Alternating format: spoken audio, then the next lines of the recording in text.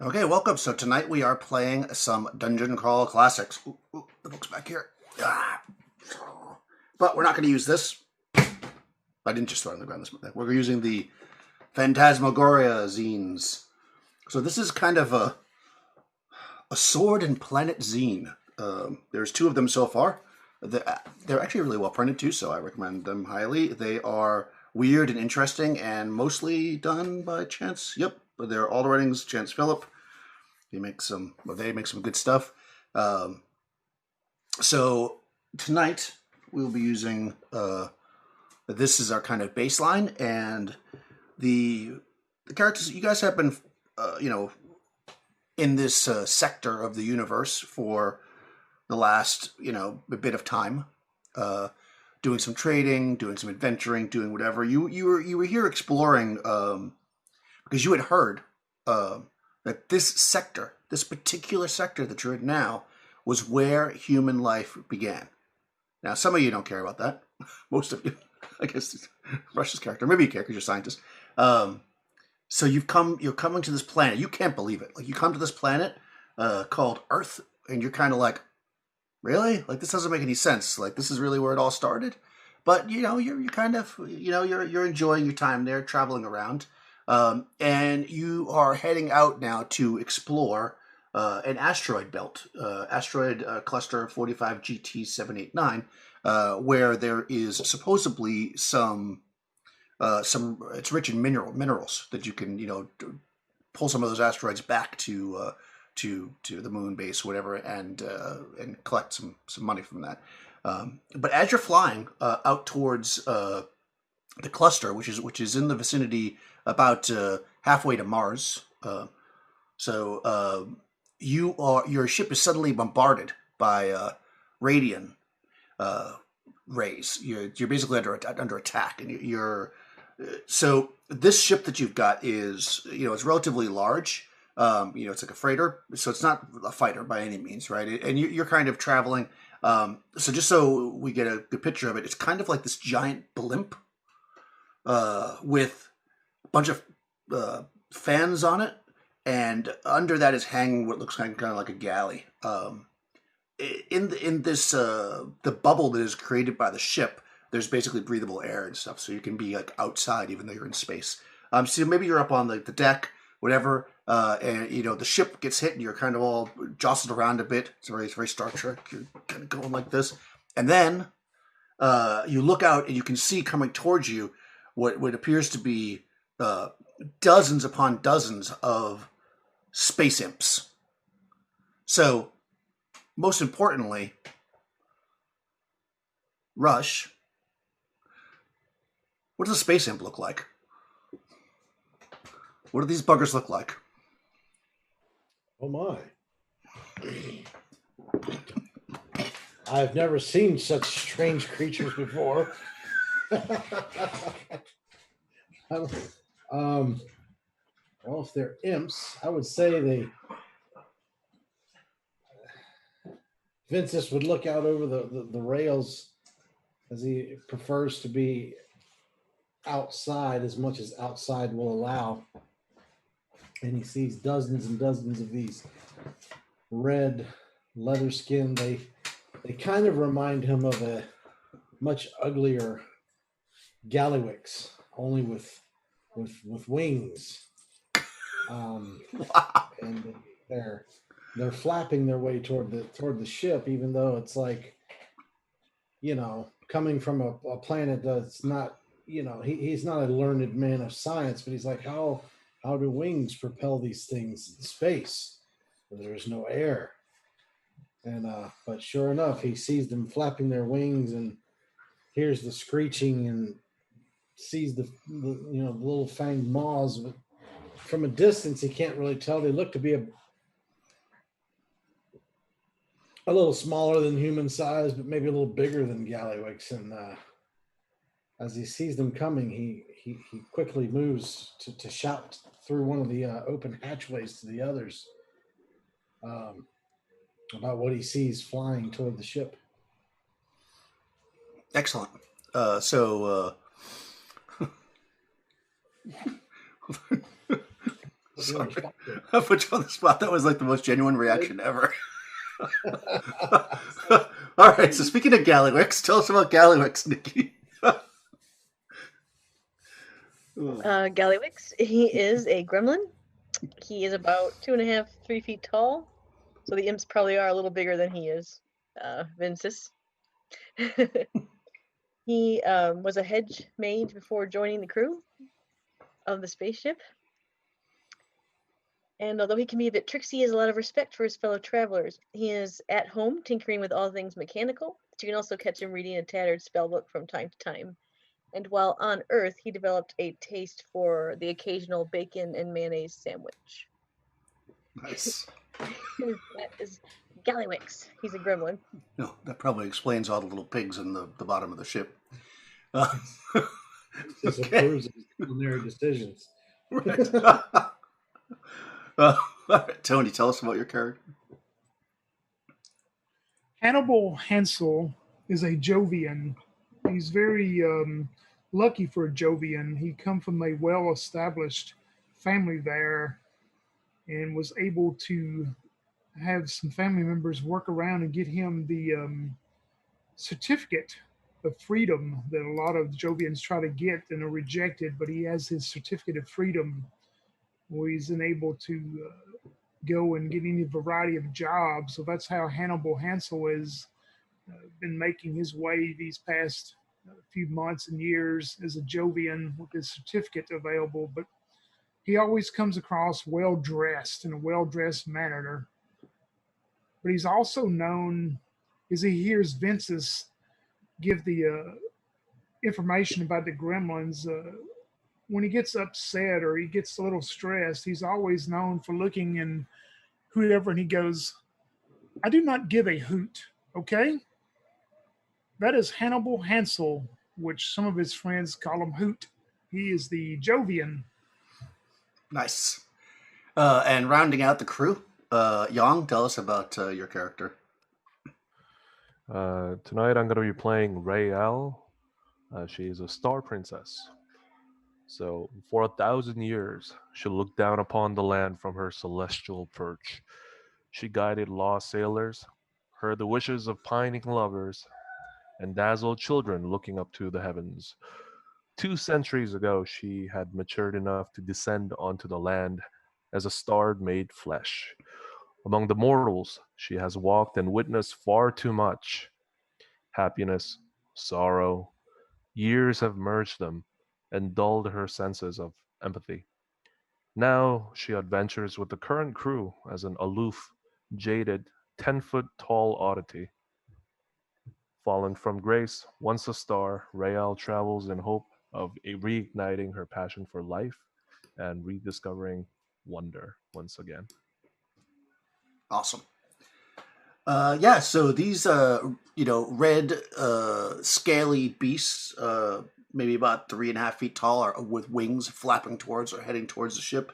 You can see there's dozens of them. And as they're getting closer, you can actually see that under their arms, kind of tucked under their arms like this, are like these, what appear to be like squids, because you can see the arms like flapping around as they're flying. They're almost holding it like a bagpipe. And in fact, as they get closer, they take one of the squid arms and stick it in their mouth, and they start to squeeze the squid and play this terrible discordant song, battle hymn of the space imps, the Martian imps, as black ink shoots from the squids to bombard your ship, which is taking, your engines are starting to get like. As these things are approaching, but they're pretty close. I mean, if you anybody has a missile weapon or something, you could make a move, or if somebody wants to do something else. I'll also point out that, which I probably should have said before we started, that if you are unable to fly, you do have belts that allow you to fly. They're like gravity belts, they're called. So everybody can fly to a certain extent, for a limited amount of time, anyways. So if you wanted to go anywhere on the ship quickly, you could fly to it, or you could climb up like old-fashioned way if you want. But what does everybody want to do? Does the ship have any defensive weapons itself? Sure. What kind of defensive weapons does the ship have, Tony? It has a laser cannon that is All right. mounted. That is kind of someone has to kind of get up in a turret, kind of like an old World War II plane, where they have to get up in a turret in view, and they can turn it around. So that's All what right. it has. Awesome. So who wants to get Yeah, up in the... Hannibal will look towards Rayal, and he will go. Someone needs to make a move to get to the turret. I believe Ventus would be the best one for this. He is usually more calm in these type of situations.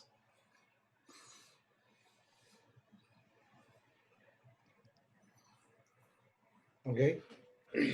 Cool. I'll start to move that way. Am I able to get a shot off of my? I'm Yeah. assuming it's going to take the whole round to get there. Can I get a shot off and then get to the turret? Yeah, you want to Okay. shoot as you're running like a badass? Of course. Of course. It's the only way to do it. Yeah, you actually do have 2 actions, I believe, at your level anyway. So even if that wasn't, but you can move and shoot. You can move and shoot in this. So as I'm assuming that I'm assuming this laser cannon is like either dorsal mount. It's probably dorsal mounted, or is it ventral mounted on the Are bottom? you saying the or- top or the bottom? Well, I don't know. Where is it? I want to say the top. All right, Okay. it's on the top. So if I got my belt, what I'm gonna do is I want to activate my belt, and I'm gonna be like Vincent will be like, I'll get on the cannon, and he like hits his belt and he kind of leaps up toward the cannon, and as he's floating, he's gonna like twist, and he pulls this pistol out. That's this crazy looking conglomeration of metal that doesn't look like it ought to work, and as soon as he whips it out, there's like a spring goes boom and shoots off. And he pulls the trigger and fires a shot of white hot like globe of ball of energy at this one of these imps. Nice. All right. Go ahead and make an attack roll. Okay, so my ranged attack missile. All right, so I use my regular attack bonus, which is +8, and then my missile attack bonus, which is +2, and I add them together, right? That's correct. Just want to make sure. It's been a long time since I played. Yeah, it's been a while. Well, and also you need to make sure which die you need to roll, right? Because you're a 6 level warrior, so your action die might not be a d20. My action die, I get a D20 and then a D16. That's how mine works. Okay, perfect. Yes, so you can actually make two moves. Yeah, exactly. All right, so d20 plus I guess 10. Right, so I got a 14 on the die, which gives me a 24. Oh yeah, that hits. So does that mean I get two attacks each round? Yep, and the other attack will be with the d16. Shit. Yeah, you just won't be able to attack with the mounted gun this round if you shoot twice with your gun, because you'll just be getting to it. But you can definitely do that. I think here's the D16. I think, woo, shit. Did you crit? I got a 1. Oh, Ugh. fantastic! And I'm using a nuclear pistol, so that's bad. Yeah, it is Oh bad, right? boy. Let's Yeah, look so at the that. Sorry, I told you it would work this time. It didn't work this time. Oh, they're always jamming. Let me look at that. You're gonna fly up there. I shoot this first one, and like the spring comes out as I shoot it, and then as I go to do it again, apparently it overloads. Yeah, Well, what's I the was a rule? mage for a lot of years. I'm just learning the tinkering thing, you know. Yeah, it's not good, the effects of that at all. No. Well, I mean, the good thing is that you were flying up in the air. So, because I think it affects people around you too, but you're already in the air. So I'm going to say, unless the range is really far, deals D8 damage to you, D4 to anyone within 5 feet. Okay, no. So actually, everybody else is fine. You'll take a D8 damage though for sure. Do I roll that? You want to roll it? You can roll it. Why not? I'm gonna take 7 points of damage. Nice. All right. And just because, just to add insult to injury, you still have to roll on the fumble chart as well. Oh shit! Yeah. Yeah, because you fumbled. So I just roll. How does that work? So, then? so the fumble chart is. Do you want me to just roll it? Because I can do it with the app, or you can look it up if you would prefer to roll it. It's up to you. Well, Oh, you want to roll it? No, it's always fun for you to roll it. Let me find it. Fumbles. Okay, so go ahead and you roll your fumble die, and then you will add to it basically the opposite of your luck. So if you have like a luck bonus, that'll be subtracted from the die. But if you have a luck penalty, it'll be added. So my luck is 12. I don't have any kind of Okay, modifier. so it'll just be your straight die. So I rolled a 5. Okay. You trip and fall, wasting the action. You're prone. All right, so I'm going to say you shoot up in the air and you're like, bam, and this thing goes off, and it actually flies you back, and you hit the mast of the ship, and you just land. You fall down about 20 feet onto the deck. You won't get hurt because you have the belt on, but and you fall on your face. See. All right, but I do get to roll damage for the one pistol shot, though, right? Yeah, of course. All right, that's a D12. I always have to look at these dice now and make sure. Nope, that's like, make sure I roll the right one. Exactly. Nope. Yeah, I was playing one time and I kept rolling my D7 when I thought it was a D10 because they look so similar. Well, good news. I got a 9 on that one. Oh, nice. Okay, yeah. So I mean, you're shooting into a cluster of them, so the radiation just of the pistol just blasts through and knocks about 3 of them out of the air. Well, out of the sky. They just... Well, there's also a +2 to the damage, I think. Okay, so 4 of them blow up. It would have been 9 to 11. Okay. Yeah, I'm gonna say it just blows right through, like about 4 of them, we'll say. Okay. So there's only about 4.5 dozen left. So as I go back and hit the mast, you hear Vincent go, "Damn it, Gallyway!" Sorry. I'll do better next time, I promise. Does But I everybody guess else I want- should go up there, eh, Hooter? Hannibal want- will look towards Gallywix after Ventus does that. He will go, I thought he was better at doing things like that. Galley, you should probably steer this thing. Remember that time we was in the whatever sector that was, and you got away from that Mordrellian war dog ship? Do you think you can kind of direct this thing and steer it away from this? Because it looks like Ventus is not... Oh, I do not give a hoot. Yeah, I'll go do it. Oh, you gotta run up and steer the ship? Okay. Nice. I think yeah. Yeah, why not? You can do that. So yeah, as you run up to, you grab the wheel. There's like a big wheel on it, even though it's a spaceship. You see that they're kind of coming in, like they're not just from one direction; they're kind of like sweeping in. So you think like there's an open area, you could head towards it to try to get away from. They're trying to circle around you, basically. But yeah, because you made a move so quickly, they're not around you yet. Go ahead and make a. Don't you have like some kind of tinkering skill or something? I do have. I have mechanically inclined. Yeah, let's use that. It's for Let's roll on sabotage, that. technically. Oh, well, let's see what it says. Let's just roll on it because it's in the book, and we'll see what happens. We will Okay. loosely interpret this for your maneuvering. But I'm guessing high is better. You can add agility to it since you're maneuvering a ship around. all right, let's try it. Nice. 12. 12. Go when we 11. say a rough time frame to malfunction. Oh, okay.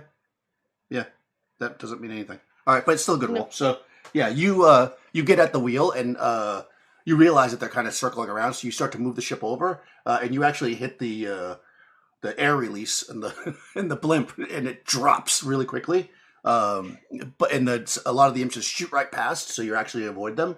However, everybody on the deck is going to have to make a DC 12 agility test. So roll a D20 plus your agility modifier, and we'll get 12 or better. Not Gallywin, because you're obviously holding on to the wheel. Ooh, Oh, wait, 19. 19, nice. Well, you're like...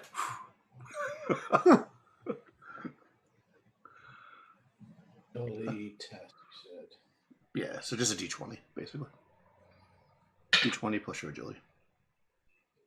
You want to get 12. Plus Well, plus your agility bonus. a modifier. Okay. I got 14. Okay, perfect. Yeah, you're able to stand back up. You start to stand up, but the ship like shakes, but you're able to stand back up. How about the Star Princess?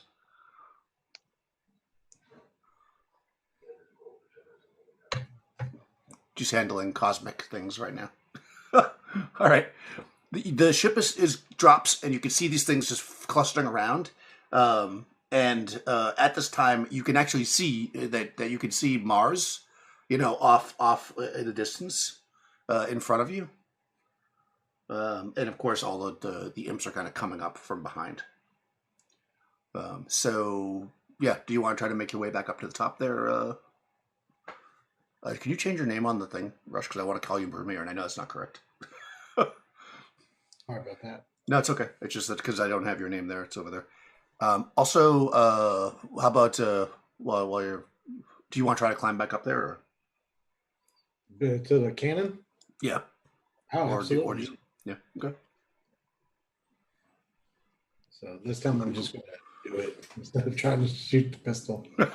Yeah. These guys are still blasting the ship with their kind of this like squid ink radiation, and you can actually see that like as you're kind of flying up the side, you can see like half the blimp is actually like patched, covered with it, and actually even some of the air holes that opened up to make the drop are like almost like stuck. You can see like they opened and then they're like, and the ship itself is starting to kind of shake in the air, So the space. if I use both actions, can I get to the cannon and shoot the cannon?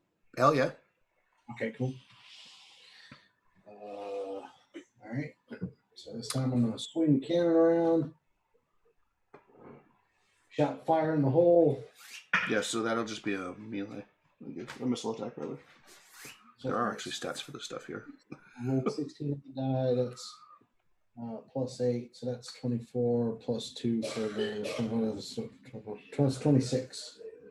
Oh, yeah. Yeah, you blast a huge hole. You think you probably killed like 20 of them easily with this cluster just pop, pop, pop, pop, pop, pop, pop, firing off these radium rockets into the. Well, I guess they're technically bullets, but How many does it look like are left?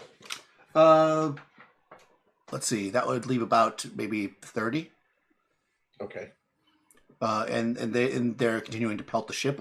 What's Hannibal doing this round? Hannibal looks towards Galley and goes, "Keep doing your best to steer the ship. I will go see if I can find the Star Princess. She must be below, powdering her ears again." Aye, aye, Mr. Hoot. I told you all those video games I played on Earth would pay off. So now I looked up the space maneuvers, so we know now. Go ahead and so it's a D20 plus Okay. the ship's evasion modifier plus your level. So, and let's see the evasion modifier on the ship. I mean, this is a big ship, so I'm going to say it's not going to have any kind of bonus. I wonder if they have penalties if they're big, though. You want to quickly check. Let's see. No, we're going to say no. So yeah, D20 plus your level, basically. All right. That's 22. Okay. Oh, okay. So it's against the enemy's attack roll. Sorry, so I have to make an attack roll because that's you're doing an evade. Okay. Let's see. Oh, wow. Okay. Okay. Unfortunately, it didn't go so well for you.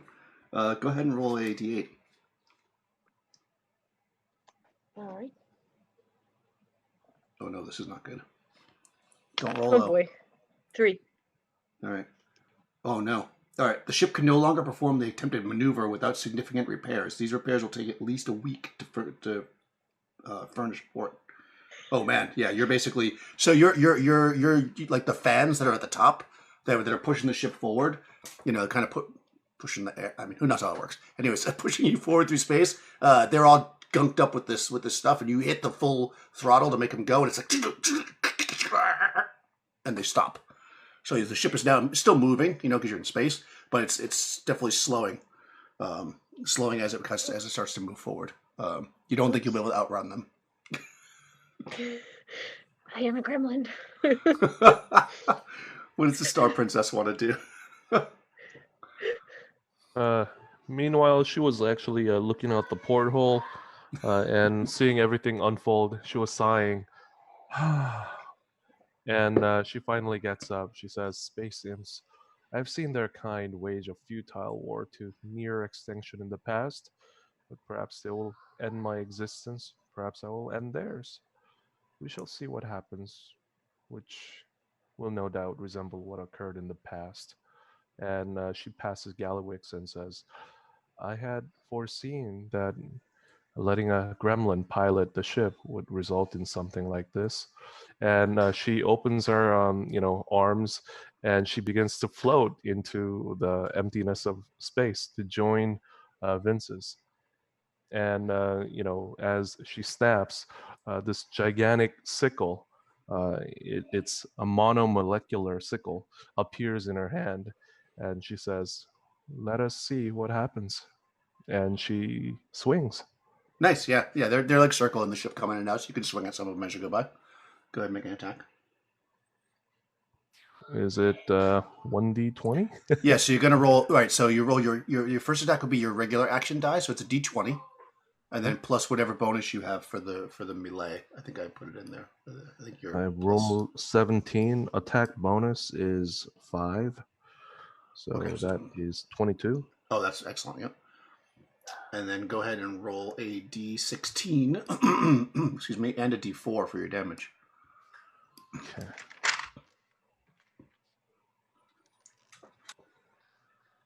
And let's roll d16 via online thing. And I rolled 11 plus 2. 13. Excellent. All right, excellent. Well, lucky 13. All right, yes, you sweep through with the sickle, just like carving through. There's like a whole line of them coming at you, and you just kind of, and they just, with the blade is so thin, it just like cuts through them, and you actually see like them just separate, body parts just kind of, and float off into space. So you could either attack again with the D16, but you'll be that reduced damage, or you could sharpen your blade for your second action, and then you'd have the D16 damage again. He's going to do it again. Okay. So let's see. 13 plus 5 is 18. Nice. And 1d8 plus 1d4. And this time, 9 damage. Okay, yeah. So you chop through a bunch more. I mean, you've reduced this large amount of these imps to a very small quantity now. You're looking at maybe 20 or less, although they have more or less sculled your ship. As we come into the next round, I'm up all over the initiative for this. I'm just kind of going through. So what's Vince's want to do? You're back up top. Did you want to do anything else, Tony? Or No, he's just kind of looking directing. around, watching. If any of them wants to like actually come onto the deck of the ship, he's going to do something. But okay, yeah, they're gonna probably do that next round. So I'll if they come down to attack you, I'll let you attack them first. Go ahead, Vince. Do I have the ability to fire the cannon without hitting Rael? Or is Oh it... yeah, they're all around you. I mean, and now they're spread out more. Unfortunately, if you had taken out all these ones before you maneuvered terribly, you might have been able to get away because there's less of them now. But now you're all gunked up. I just didn't want to like shoot at them and risk. No, you won't hit Rail. No. Laser cannoning our Star Princess. No. All right. Okay, so I'm going to shoot the cannon again. First shot, 8 plus 16 and plus 2 is 17, 18. Nice. That hits. Yeah, these Okay. guys are. Yeah. Oh yeah. So yeah, you have that giant cannon. Roll 3d20. Oh shit.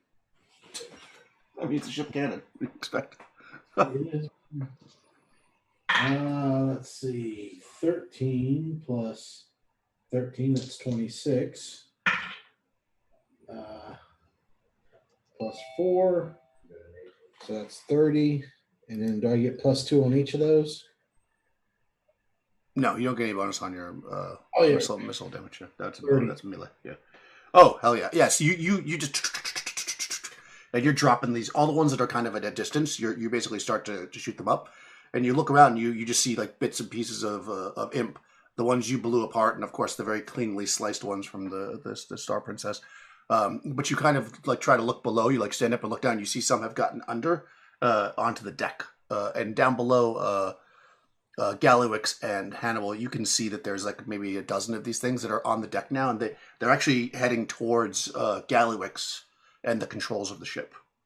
So there's none left for me to shoot. Not with the big gun. All right. So for my second action, I'll exit the big gun. Okay. And I'll just like eject right out of the big gun and start floating down. And then I'd like to like eject myself toward where the controls of the ship are, but on the way down, fire at one that's on the deck. Okay. Yeah. Here, if you miss, it could be bad because you're shooting at the deck of the ship with a radium gun or a nuclear gun. Okay, so even if not if I roll a 1, but if I just miss. I mean, you're shooting down at the ship, so you're going to hit the ship if you don't hit one. I Yeah. just want to be clear. Okay. Yeah, if you miss it all, you're gonna. Yeah. Yeah, that's okay. In that Just case, because of where your position is. Yeah. all right, I'll just float and draw my big sword. Okay. Fair And enough. I'll heading toward where the controls are. All right, Gallowix and Hannibal, I'll let you guys go first. They're coming down to attack you guys, but you're gonna go first. So, Hannibal sees them coming towards, headed towards where Galley is with the steering of the ship, and he just goes, I will do my best to prevent as many as I can from reaching you, Galley, so you do not have to worry about getting blood on your space helmet. And he's going to move to engage them. Okay. And let's see, that is the first one's going to be a 22 to hit. Oh yeah, that definitely is. Oh wow, that will be a 15 damage. Oh yeah, you chop one out of the air. You cut it down. They're kind of spread out here, so you're only hitting one at a time now. Unfortunately, there was about And 5. the second, Yeah, go ahead. oh, I'm sorry. No, I I'm was just going to saying. say the second attack was only a 10 to hit with the D16. That might actually hit still. Hold on, let me just check. Their AC is either 10 or 11. Let me just quickly check it. That's 11. Okay, so it just misses. Oh man, that would have been good damage too. Yeah. Yeah, so it's about 5 of them flew down towards you. They've got these squid things, and 7 of them are flying towards Gallywick. So go ahead, Gallywick, and defend yourself or do whatever you're going to do at the controls. Or run. Oh no! I see 7 of them coming towards me. Yep. Yeah. Oh man, these guys are too much energy. I'm gonna put them to sleep. Oh, I'm gonna cast sleep. nice. All right. Wait. Oh yes. Oh no, is that good or bad? What's a nat? No. It's good. I rolled a nat 20 for the. Oh, when you're rolling a crit, you double your level when you add it to it. So you just cast it as a level 12. Right, basically, yeah. So that makes it. Yeah, so you add your level again, basically. Yeah. So 26 and then another 6 then? That's right. Yep. And then if you have any bonus for whatever the casting. That puts it at the 32 plus. So right? Yeah. 20 plus Natural 12. Yeah. slumber to all things caster causes the world around him to slow. Oh crap. The world around him. All creatures within 500 yards fall asleep. Creatures of 4 lower hit dice receive no save. The affected creatures include birds, insects, small animals, as well as people, both friendly and unfriendly, are affected. Those are the clothes for the wow. Those that have petals, I can do clothes. the one below it. I can do the unfriendly creatures. Oh, you can. Yeah, you can choose. Caster puts great crowds of people to sleep. All unfriendly creatures within 200 forward. Well, hold on. Let me just. They do get a saving throw. Let me just see. Let's go high or low to see if they'll get all of them if you only go out to 200 feet. Okay. Low. All right. Here we go. You don't think you'll get all of them. The ones that are right near you, you'll get, but not. There's other ones out there. If you want to get all that you can see, you'll have to go the full. It's up to you. But you'll get all the ones on the deck, anyways. Yeah. No. I'll do the full. I'll do the full one. Nice. The only way to do it. That's the only way I can think of. Wow. Okay, so you guys all have more than 4 hit dice, so you get a saving throw. That would be. By the way, you're not going to make it because the saving throw is equal to the spell cast. So yeah, which is level 12 now. No, it's. What was your total? It was. Well, hold on. No. My total? Hold on. How was it 32 plus? It's 20 plus 12. Oh, it's 20 plus 12. It's 32. 20 plus 12. Yeah. Is there any other bonus, or is that it? That's the only bonus. I don't think I get because I don't have caster level with the gremlin. So All I'm right. not a wizard. Okay. Oh. Holy crap. Oh, this is actually bad. This is very bad. You realize this is maybe you should take the one below it. I just because I know that you're new to the system. The problem is, actually, you're screwed. Yeah, unless you take the unfriendly, because oh no, that's not true. Unless you can come up with because you can name a specific interrupt condition. Otherwise, everybody's going to fall asleep unless they make a DC 32 stamina. What's it called here? Fortitude? Fortitude save? DC 32 fortitude save. Or they will sleep indefinitely until the wake up condition exists. So you could come up with a clever wake up condition if you want that you could actually do. Or I'd go one lower. So just so you know, I mean, I don't tell you what to do, but Can't I just kiss them all to wake them up? Like a prince in a story? You could do that, yeah. All right. Yep. That's what I want to do. All right, boom. So all of a sudden, a drowsiness comes over everybody, including all of you guys. The space princess is floating out there in space. Actually, yeah, the warrior was floating down in his gravity belt. The Jovian was there fighting off the imps, and you guys all just like, and you just settle down. Twinkle, little star. And everybody gets down and lays on the ground. And yeah, you have the ship to yourself. Wow. Holy shit. Oh, Now we see how gremlins pirate vessels. This is true. You guys all go name. All right, yeah. So Gallywix didn't mean to put his friends to sleep, and he says, "Oops," which is I think the fourth time I've said it, and we've only been playing for less than an hour. So. Sorry about that, guys. He will go around. He can get to the princess somehow right before she floats away. Yeah. You have the belt, the grab belt. Yeah. He will go around and plant a big old kiss on everybody. Nice. So you just see this ugly goblin face or gremlin face as you wake up. Sorry, guys, but I made all the squids go to sleep, so it's a win-win. And you got a kiss out of it. you should We're put square. your helmet back on, Galley. I do not give a hoot. Rael, like it. usually aloof and definitely stoic, with her luxurious flowing red locks behind her, she slowly opens her eyes and looks at Gallywix, like smiling, and she blinks her eyes a couple of times and she says, "Well, that's new," and she smiles. Yes, Once you go gremlin, baby, and he winks at her. Oh my god.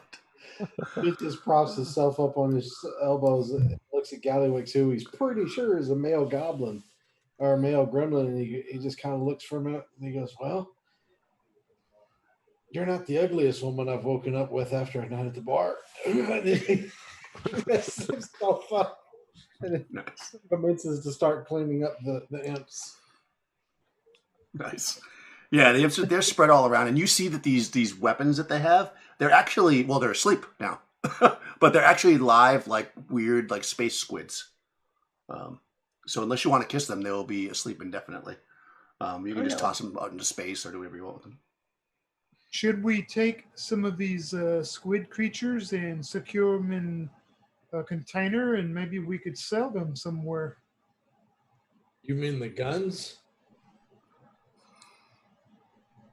They're squid creatures, right? Yeah. But Yeah, you yeah. mean the no, not the imps. I guess. I don't want to keep it imps though. Oh no, those we just let them float away. Yeah, we'll let him float away. And he walks away and pulls a knife out of his belt, picking up the first one. Oh, you're sticking a knife through it and then Sorry, throwing it off the side of the ship. Yeah, because I mean, we got a non-functioning ship. They wake up and come back. Oh, they're never waking up again. Oh, that's right. Well, Vincent Well, doesn't know- I guess you don't know that, but yeah. no, Vincent has no idea how this works. Yeah, of course. not. Rael grabs one of the sleeping squids, and Okay. she says, I think I will keep one for myself. Nice. Daniel, I'm sorry. Were we doing mercurial magic at all in this? Oh yeah, did you not do it? Or Oh did no, you? I did it. I just forgot Oh to. yeah. What does In it all do? the excitement of rolling the nat 20. Yeah. So yeah, it's even worse. That one has spell killer on it, so I stilled the energy from a dying world to cast the spell and cause the death of untold thousands. Oh my god. Oh my Wow. gosh. No more space games with you, you slayer of worlds. All right. Well, the only way to handle this right now, and this could get really dark, you should roll a D 1000. Oh, no. And if you get a 1, you destroyed the Earth. Because we're right outside Earth's orbit. Oh Jesus. So go ahead and roll a D 1000 and don't get a 1. Roll a 1. All right, hang on. I got my thing here on my. Actually, and if you roll a 432, you destroy Mars because that's right in front of you. You just pick a number at random. Why not? There's an equal Well, chance. I'm a goblin, so Yeah. whatever. Or gremlin. I'm not from this place. Okay. No, I rolled 301. Aw. All right, so some untold world. Yes, you won't arrive at Mars with everything dead there, but you do notice as you're kind of throwing these things off the ship, you've lost control basically, or any way to like power the ship, but it is moving in the direction of Mars still. So you're not like just floating, because you were going like full speed when the engine's locked up. So you are actually still moving, space and all that. So I would look at Gallywix and I go, toolbox?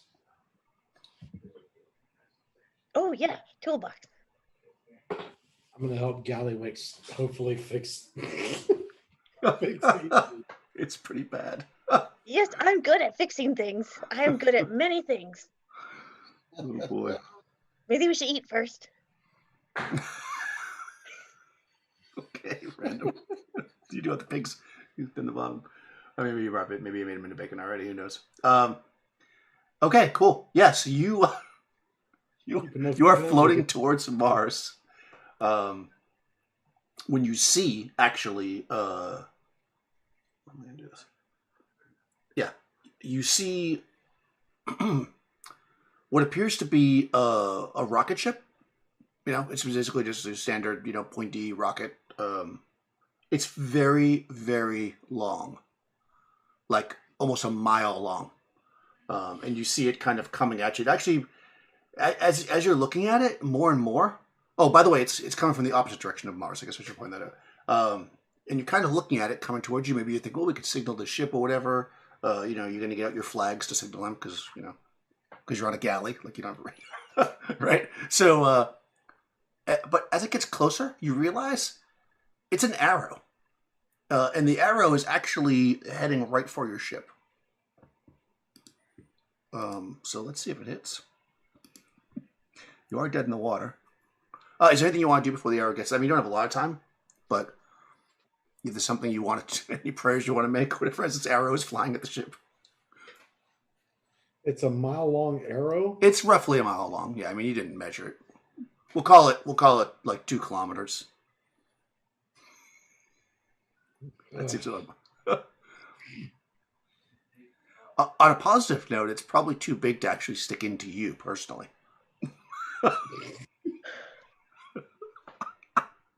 Rael is looking outside the window again, and she gasps, and she says, "In my 1,000 years, I have never seen an arrow so long before." And she sits back down. You look off past the arrow, and you see the constellation of Apollo somewhere in the background. All right, so let's see if the arrow hits you. Oh my God, it doesn't. It rolled a 2. So the arrow flies past wide. And it's flying past you. It's a mile long, so it's... Yeah. I mean, if you wanted to interact with it at all, it misses you, though. But I look at it, I don't see any lights or anything that makes it look like it might be any kind of a ship. It's just A No, solid I, metal. yeah. Well, it looks like it looks like it's made out of wood, actually, from what you can tell. Like the shaft is wood, as far as you can tell, and the tip was metal, of course. Yeah. I Yeah. just look at everybody with this what the hell look. And we could tell it did come from the surface of the planet or not. No, it's coming. It came from out in space. It's heading Okay, towards Mars. okay. Actually, if you don't do anything to it, it passes you, and you continue to watch it. It actually goes all the way into Mars and sticks into the planet. I mean, it takes a little while, of course. You're like watching this thing go by. It's at the beginning of Star Wars, where it's like, Yeah. yeah. Let me see. Yeah. Otherwise, you know, you're still moving in that direction towards Mars, but all the space simps are getting cleared off the ship. Anything else particular you want to do while you're drifting besides try to fix? I mean, you're not. I mean, you're gonna be able to fix it on some level. Obviously, I'm not gonna leave you floating in space forever, but but the thing said 2 weeks in the docks. So Oh, That was boy. my question: is if we're floating, how long do I think we're going to be floating? well, the thing is, you can't do that move anymore, which is evade. So it doesn't mean you can't move. You can fly the ship. It's just very clunky and slow. So I'm gonna say once you get it cleaned up a little bit after a little bit of cleaning up, you'll be able to fly it, but it's going like crazy slow. Like normally you would fly between like Earth and Mars in like a day, at the full speed that you can go. But because the ship's all beat up, I mean, to get back to Earth is probably going to take you like several weeks, if not a month. Okay. Um,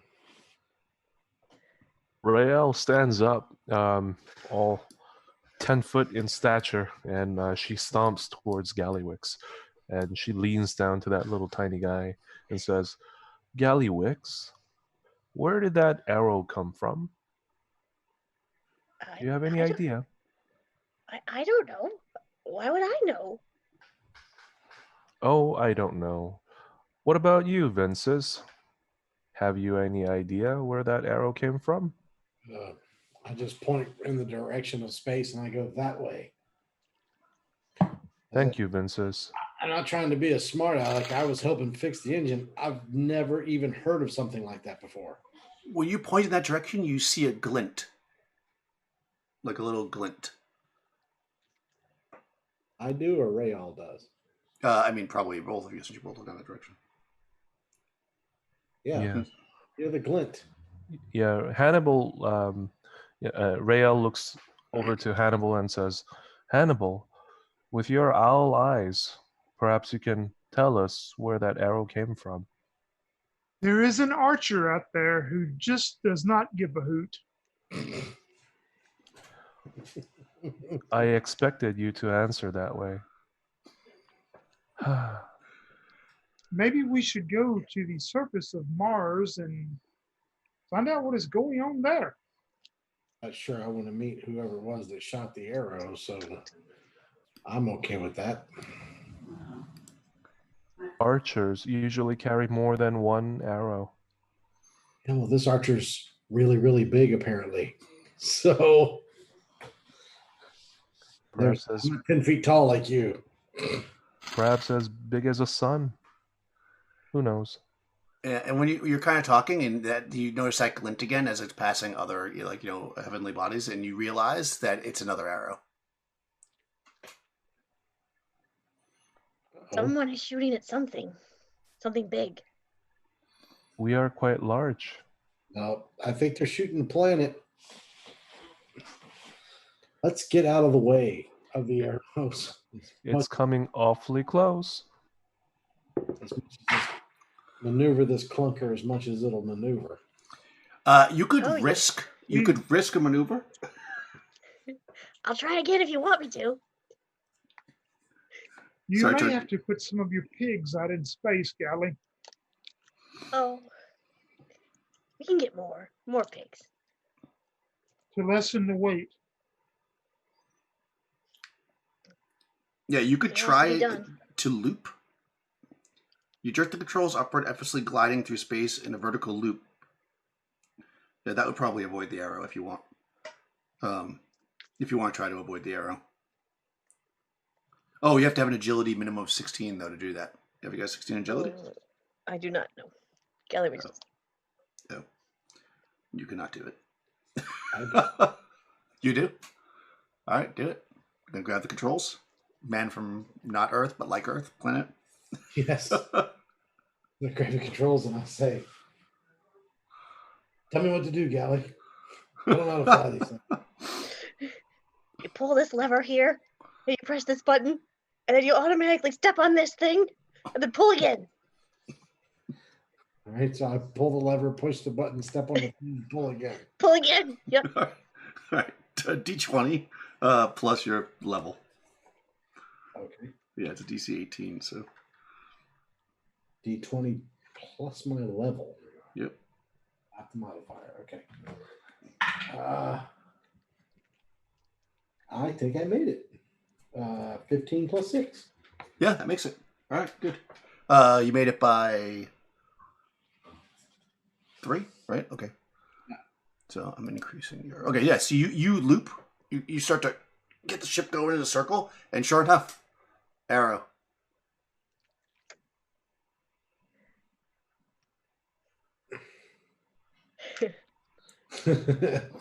I'm just like, yeah. Good job. Guess I do better as a commander. I guess I should tell you what to do from now on. And I mean, if you pay attention, eventually it flies down and sticks into Mars. Of How course, by the close time to it's. Sorry, go ahead. how close to the other arrow? I was going to say, you can't really see it from here because it's only a mile. Okay. I mean, a mile long is huge when it's flying past you, but you've got like hundreds of miles till you get to Mars. So you're looking at it from a pretty big distance. So you don't know. I mean, it felt like it was close to the same area, but yeah. Did Daniel freeze for y'all too? Yep, Yeah. he froze. Yep. Am I still frozen? No, Not you're now. Oh, yeah. It jumped up and It's said not. my internet was unstable. Yeah, I- no doubt. It's huge when it comes past you, but not when you're looking down on a planet. Right. Gotcha. Yeah, So I so bring it- the ship back down around, and I just kind of look and say, where are we going? Well, I think Mr. Hoot wants to go to Mars. Mr. All righty. So I like gently bank it toward the surface of Mars, trying not to stress the ship any too much. All right. Yeah, you're doing that. You're using your like there's like big fans and there's like little fans. You're using like the little fans to like it's pushing the thing. The flaps are all sticking and you're trying to, maybe clean them out as you're heading towards Mars. Let's see if you get shot at again before. Rael, in all of your knowledge of the vastness that is in your mind, you have no knowledge of anyone or anything that would shoot these type of arrows at planets? Daniel, would she know, or could I make a roll to find out? Yeah, I mean, what do you think? Yeah, I What could mean, she have done? she's been around for a very long time, so she's Yeah. probably thinking it's one of the stars, or it could be, some celestial being, like you mentioned Apollo earlier, something like that. Yeah. Yeah. So he's gonna look at Hannibal and say, "Well, it could be one of the elder deities, the Celestials. They like to hunt." And perhaps they see us as a worthy prey. Well, it could be, or maybe they are actually trying to destroy the planet below then. Maybe that is their target. Mars is awfully big, and even with an arrow that's a mile or two long, I don't think it will destroy the planet.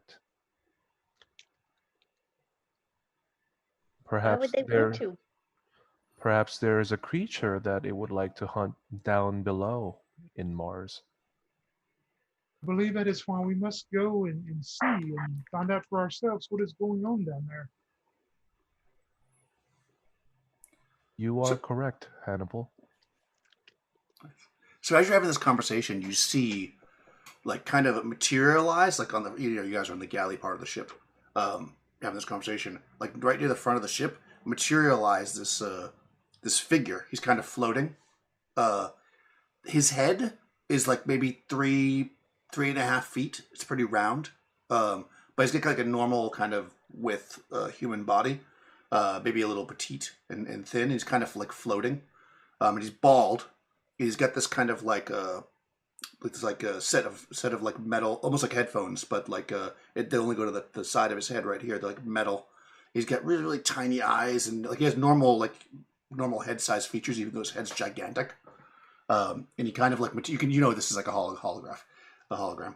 It like it flickers out in front of you, and it says, "Greetings. I see that you are under attack.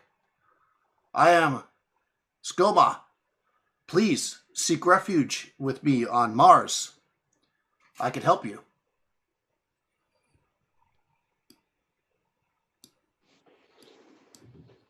I look at the other. I can tell that you think that my head is very large. That is because I have a really big brain.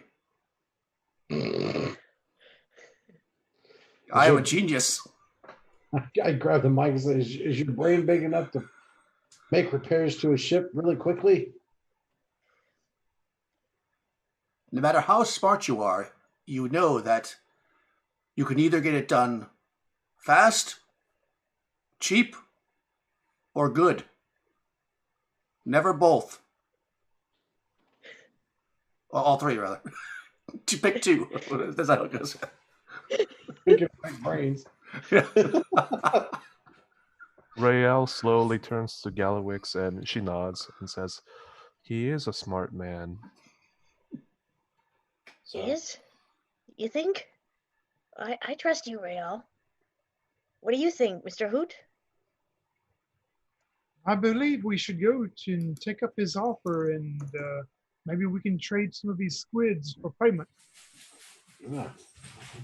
So I grab the I guess the comm unit or whatever, and I tell him to transmit his coordinates and we'll make best speed to get there. You're on a galley. There's like a compass on the front. Probably. You just talking to him. There's no comm unit. Yeah, he says, "I will lead you. I will send some of my trained space imps to lead you. Don't worry, they're not like the wild ones that are out in space. Be careful of those, by the way. They're dangerous." Yeah, we know. And then he fades away. And after a little bit, you're kind of moving towards Mars. You see like a small ship. Actually, it's maybe like 5 feet long. It's like a Jetson style flying saucer. So it's like a little round thing with like a little dome on top. And inside is like 2 or 3 of these. We'll say 2 of these. They're space imps because you've seen them before. But normally they fly around with their wings and they're naked or whatever. These guys basically have like helmets on. They're kind of like Gallywix, in the sense that they're like dressed and everything like little spacemen. And they like fly up to the front and they like wave. And then the thing opens up. Waves. The thing opens up and they like yell to you, "Follow us to the base. Skoma has invited you. He is very smart. His head is big." They talk. Let us follow them. Yeah, and the thing closes and they turn and they don't turn. It's around. They like turn around inside the ship and then it flies back the other way. There's like boop, boop, boop, boop, boop, boop, like the Jetsons as it flies back towards the planet. Rael returns to her room and grabs that space imp that she has caught earlier, and she has that creature in her hand and goes up to Gallywix and says, "How do I wake this space imp?" I'm sorry, Why do you want to wake it up? You have an imp, or you have one of the squids? Isn't it one of? Aren't they the same thing? No, they were holding them. Oh, okay. Squids are like their guns. Yeah. I gotcha. I thought I was holding one of those imps. Okay, that's fine. You can have whatever you want. I don't care. Yeah. I was just asking. Yeah, she says, "I would like to ask it some questions." All right, but I won't be able to put it to sleep again. So if it makes a move, you're gonna have to. And I she don't know. snaps. What do you do? She snaps, and her monomolecular sickle appears in her hand again. How about you do that outside just in case? Yes, please wait till we land on the planet, just in case. I would like to Galley's a little stressed right now as it is. ask it before we arrive and surround ourselves with these space imps. Okay, well, just do it out on the deck in case that little bastard gets away from you. Yeah, she just takes that little bastard and goes out into the deck. Okay. Yeah. I mean, the deck's wide open. You know, certainly do that. Is it still sleeping? Oh, it'll be sleeping unless you kiss it. Yeah. Yeah, so you have to kiss. Gallywix thinks he probably has to kiss it, but he'll tell Rael, you have to kiss it to wake it up. Thank you, Gallywix. And then, remembering how she was awakened with a kiss, she goes up there and grabs that little space imp and, does the deed. Nice. So, do you need to have kissed the thing, or is it okay if they did it? It's okay if she does it. I mean, Okay. I think Well, I don't know. However you would have done I it. made it up, so yeah, I would say it's Yeah. fine. Okay. Yeah. So it wakes up. Sorry, I'm having like a weird streaming issue here. Yeah, it wakes up. Go ahead. You can. Yeah, I mean, she's can like a roleplay. giant. Yeah. She's a giant. She's like 10 Yeah. foot tall, and I'm sure her hands are pretty big too. So she has this creature in her hand, and she looks at it. Her fiery head is all flowing, and she whispers to it, "Tell me why you attacked our ship, won't you?" It looks with like really big eyes, and it says, "Oh, we must bring the ships in. We're looking for you." And it opens his eyes really wide. By whose order were you sent to intercept us? Oh, by the master. The master sends us. Oh, Master Skobar? The master. Do you know the master? Perhaps. If you could tell me what he or she looks like, I could confirm. Okay. Do a d20. And add your if you have a personality bonus. Try to get a DC 12. We'll say. Personality score is 16. Yes, you have Plus 2, I think. Yeah. Natural 1. Nice. It starts screaming in fear. Not sure what. It's like, the master. Oh, if the master knows I'm talking to you, the master. And it starts flapping its wings. But I mean, it's pretty small. It really can't get away. And I mean, I'm assuming you took its weapon, so it's kind of like in your hands because you're a big thing, and it's a little thing.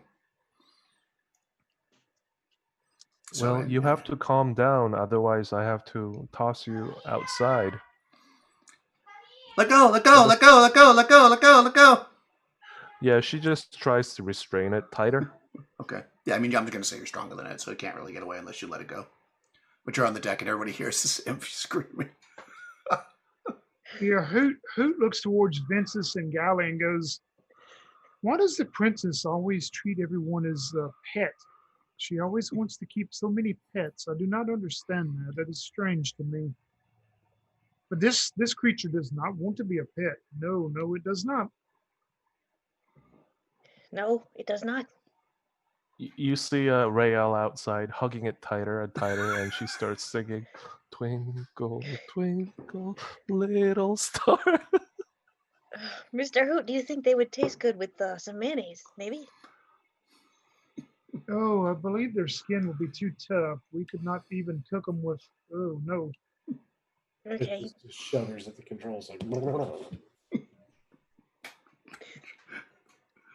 Oh man, I keep imagining you standing at the wheel of a ship on the thing. That's good. Sorry, that's what cracks me up. So yeah, you got your blimp is kind of heading towards with this little Jetsons thing leading the way. And you're able to break the atmosphere. The imp does not really calm down for a while. I mean, it's going to freak out for a while with that natural one.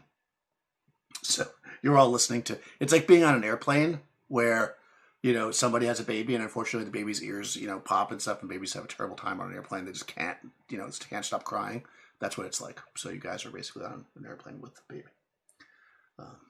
So imagine that. So I won't have to keep enacting the imps screaming. All right. So yeah. So you head in. Let's see. So as you break the atmosphere, of course your ship's in kind of rough shape, so it's kind of, but you can see that there's actually a quite tall, maybe like you would guess that it's somewhere in the vicinity of like, it actually that it's more than a mile tall because you can see two arrows stuck in the ground, relatively close to this tower. It's like a big straight tower, but at multiple spots going up the shaft of it, there's like a ring, almost like if you can imagine like if there was like some donuts like stuck onto this like stick basically. So you've got this like long tower with like these rings and then some space and then another ring, and at the very top of it there's like a ball, and that ball is completely clear, and you can see that there's just kind of like an empty space, and you can see what looks like some kind of like computers with like really big buttons and screens and glowing and flashing lights and stuff. And when you're right now you're kind of like flying towards it, the little ship kind of flies, and you see Skolmar appears again. Actually, make another personality check to see what the deal is with how this imp's doing by the time you get here. Ooh, 17 plus 2, 19. All right, yeah, you managed to calm it down. It's still freaked out though. It's just basically now like holding on to you, like when you get a new pet and they're like nervous because it's a new house, and now you're its mom. Like it's just like there. She taps its back. You see the phantasm of Skolmar appears, and he fades in and he says,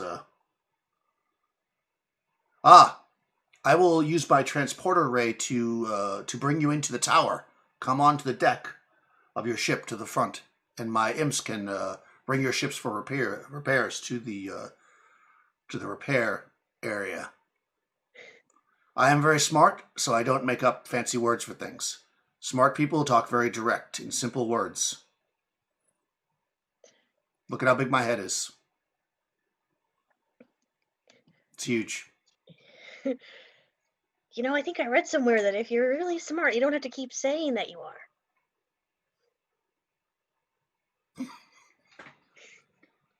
Well, that might be true, but I bet you it was said by somebody who was not very smart, so how would they know? I can tell you that I'm very smart, and that's not true. How big was their head? Oh, it was in a book, so I don't know no how big head at your all. head was. A book.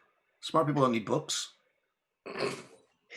I believe, Gally, our host has implied to you that he just doesn't give a hoot. Gally laughs and says, "All right."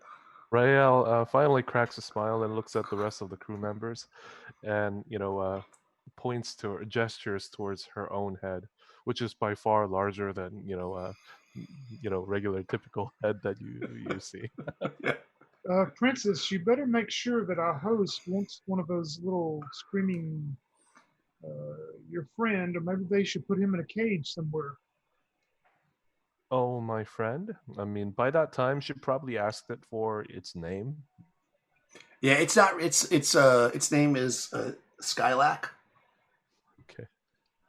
Oh, Skylac is not gonna be any trouble.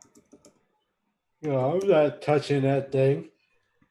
He brings as he's breaking the ship and trying to dock it without wrecking into it. He's just an imp. Yeah, so the imps that are in the little saucer kind of stop, and they like the little thing slides open, and you see them throw like a grappling hook onto your deck, and they call over, "Tie this on, and then you will be transported. We'll take care of your ship. We are experts at fixing ships." Yep, Hannibal will grab it and secure it. Best repair service on Mars. I look at Gallowix and I tell him, I said, keep an eye on those little buggers. Yeah. What are your? Can we see your resume? Sure. Yes, of course. I will fax it to you. Oh, I'm sorry. Your fax machine doesn't work because you managed to crash your ship. Do they have any reaction to this other imp? This bad imp? Do they make any reaction to it? Go ahead and make a D20 check against your personality to see if you notice any change in their personality is like wisdom in this, right? 16. Yeah, I mean they do. You can definitely see that they're kind of like, they're in space helmets, but you can see they like keep looking over with their eyes, but they don't directly address the imp. No. All right. But you definitely all notice that. look like?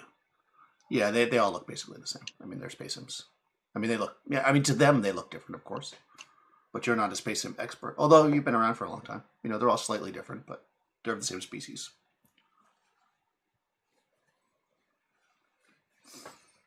So if you secure the ship, the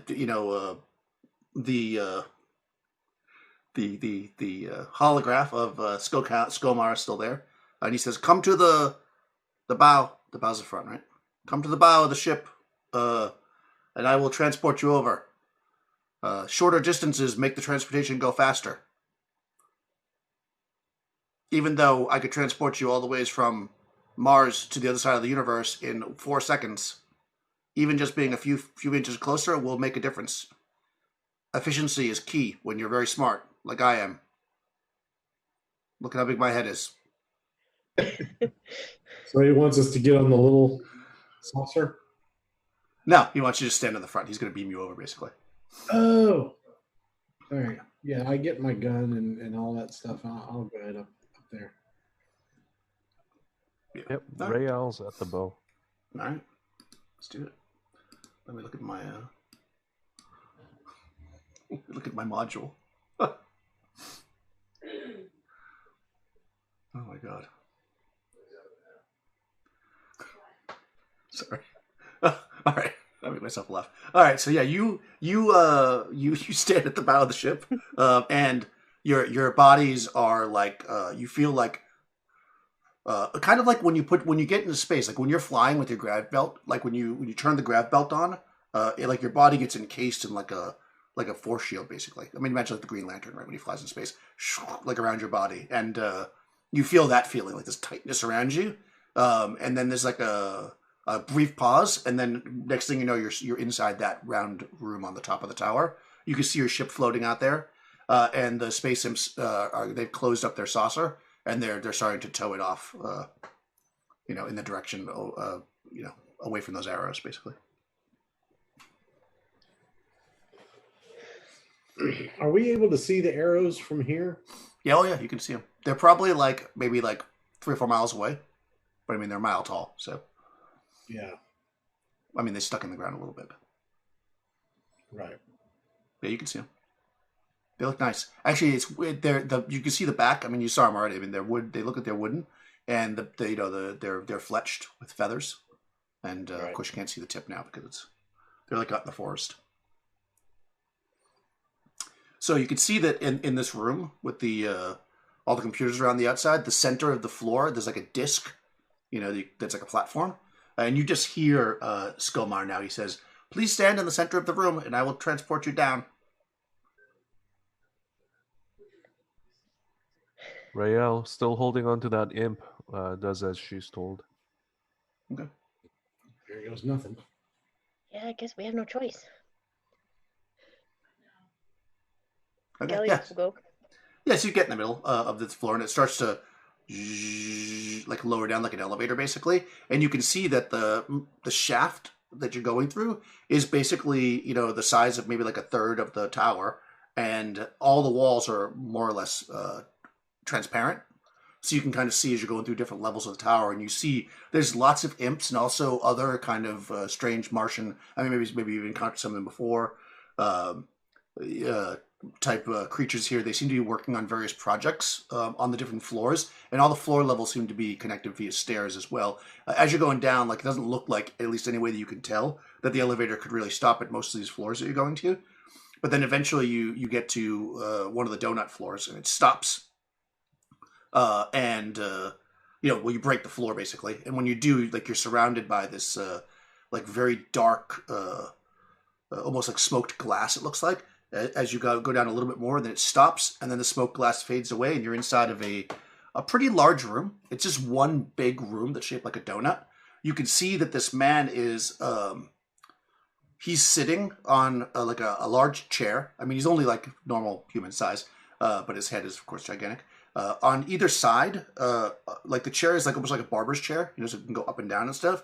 And then out from where the sides of the chair are, these arms are coming out, and they're stuck into the side of his head, but where those metal things are that you saw.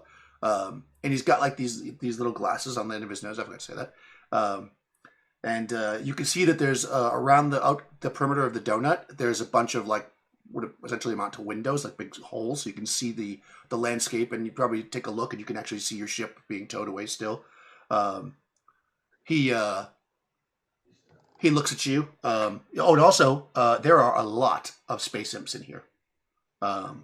There's like well over a dozen of them. And Skomar says to you, sorry. Oh, he looks at you and he says, "Aha!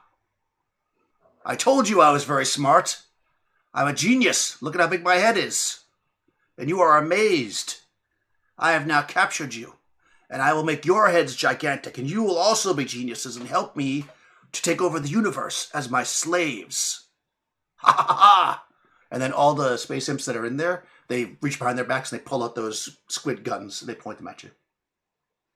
As soon as he says the word slave, being a Jovian and knowing right. what that entitles for a Jovian, Hannibal pushes the button on his staff and his spear blade comes up and he is going to run and attack this guy. Nice. All right. Yeah. He is not going to be a slave. All right. Let's go. Let's do initiative. Yeah. So initiative is a D20 plus agility. Yes, escalated quickly. Yep. All right. Let's see. I'll roll for them. Oh, okay. You got 18. Let's see. Is agility? Okay.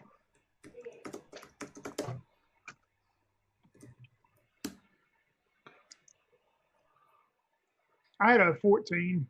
Okay. I also had a 14. Oh shit! Sorry.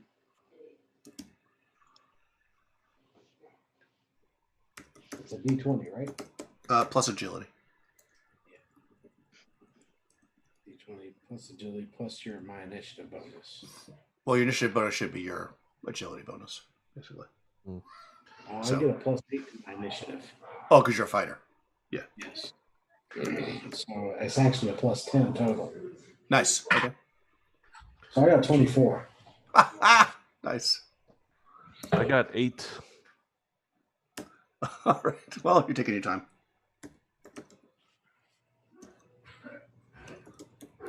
Quit playing with your pet. Yeah. All right.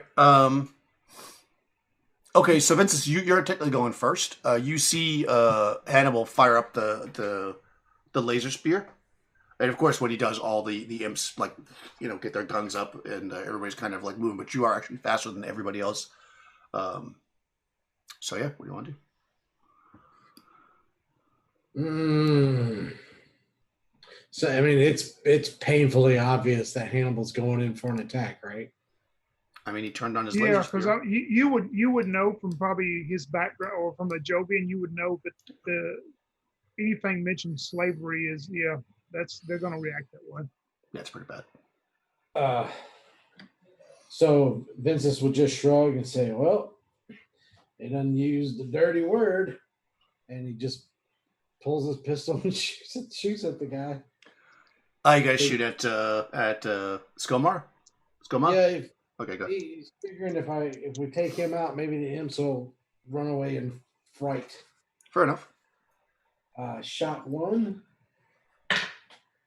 Let's see. That's okay. That's a 7 plus. Shit. This is attack plus D8. Yeah, you roll a D. Yeah, because that's your. All right. Yeah, you go out. You roll a D8, and that's your bonus. That's your mighty deed die because you're a warrior. 10, and then I got a 15 total. Okay. Yeah. He pulls a total Darth Vader on you. Okay. Second shot, which is a D16 with a D8 +2.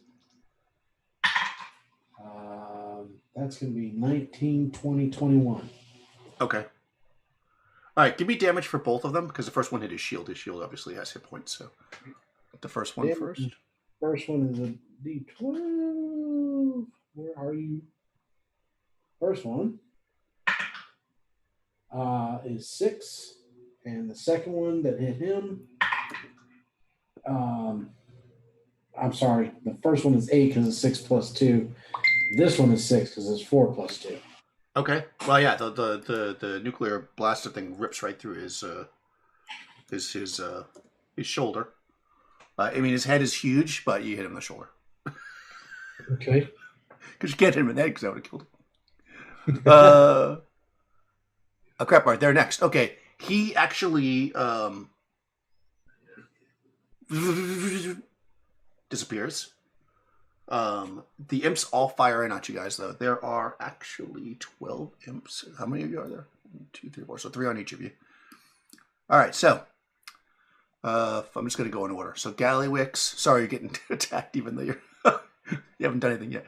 2 are going to attack you. Oh my god, 1 rolled a natural 20. Oh no. All right. So let's get the thing out here. Luckily, the imps are not that strong. As you know, you were killing tons of them. Let me just look them up quickly so I see what they're. Okay, so they've got a. Oh, okay, that's funny.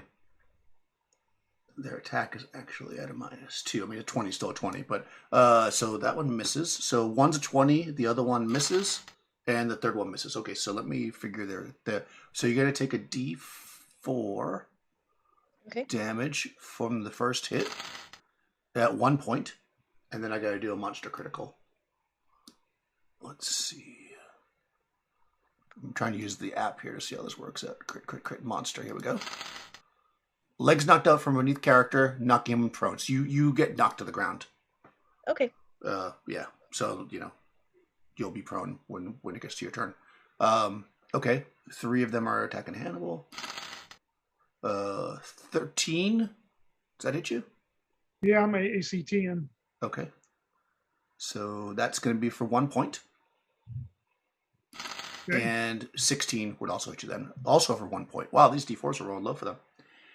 Around to Vince's with his badass pistol. 13 hit you? No, because you got good armor, right? AC is 17. All right, good. 18. Okay, so 1 hits you for 4 points. They both get hit twice for 1 point each. You get it once for 4 points. That's how the dice roll, right? And finally against Real, 6 misses you, but a 17 is going to hit, I'm sure. 2 damage to Real. And then an 11. Actually, that is your armor class, right? 11? So 3 more points. So Real take 5 points total. And everybody that got hit and took any damage, make a DC 12 fortitude save. Because this goopy crap is all over you. Or you'll continue to take damage each round. 22. Nice. All right, yeah. 18. 16. All right, nice. Ooh, 11. Okay, so you're gonna for the next for the next 1 round you're gonna take a damage. So next round you'll take 1 point of damage. Just note that down. Okay, that was them, and now we are up to Hannibal and Gallywix. It would normally go by dexterity, but since Gallywix is on their butt and Hannibal was already moving, you'll get to go first, Tony. This chair where this guy was sitting in, is it Yeah. appear to be like hooked up to some machinery or something, or Yeah, there's all kinds of like wires because and he stuff going to the disappeared ground. from it? But Yep. oh yeah, what I want, since he disappeared from it, I want to run up to this chair and like start trying to slice some of these wires and connections to it, and if I can. Oh wow. Okay, nice. Go for it. I mean, yeah, you go ahead and just make an attack against. I mean, it's metal, so I'm gonna say, but it's not moving. So let's say AC 13. My first attack will be a 12. Oh, My D16, I rolled a natural 1. Ah, oh no! Yep. Oh man! All right. Well, luckily you're also not wearing And armor. Right? my fumble's a D4, so Yeah, that's not bad. and that's a 1. Okay, so I think. Do you have any luck? Yeah, I got 10 points of luck. No, I mean not. I mean, you don't oh have a no, luck no, bonus. modifier. Yeah. I'm sorry, modifier. Yeah, modifier. No, I'm I'm sorry, no modifier. Okay. No, you're right. Your incompetent blow makes you the laughing stock of the party, but otherwise causes no damage. Yeah, so you're slicing into the ground, basically missing the target. Probably just because you're angry. I mean, who knows why? Yeah, and What- when he hears Galley laughing at him, he just turns around and says, "You're the one that fell down. I just don't give a hoot." Speaking of Galley, Oh, Mr. Hoot, I didn't fall. I was pushed. Pushed. He sees him trying to do that, and I actually, do we see the 2 arms that came out that attached to his head oh yeah, was yeah, my the chair's still there. Yeah, with the arms, but With just the he's arms, not yeah. there. He's just not there. Okay. Galley says, "I know this trick." He wants to climb up and try to sever right where it goes into his head. His little body, climb up the little Oh. arm. Interesting. Okay. Well, are you going to try to sabotage, or are you going to attack it? Oh, I think I would just try to slice it. Okay, so go ahead and make an attack. Okay. All right, and then my attack is plus. Okay. Ooh, that'll be a 21. Oh, nice. You slice into this thing, and you see that he's still there. He was just invisible. Yeah, I know that trick too. Yeah. Man. On that note, actually, you have two actions, right? So theoretically, you could attack him if you wanted to. Oh yeah, so I will attack him since I think I'm probably right up there next to him, right? My Yeah. second- You literally see him sitting there. When you cut the thing, like, and you see he turns towards you with his giant head. Yeah, I've got my sword out that I used to cut, so I will just. I guess I'll attack him. All right. His giant head. My second dice is a D16. Okay. Yep. Roll the wrong dice.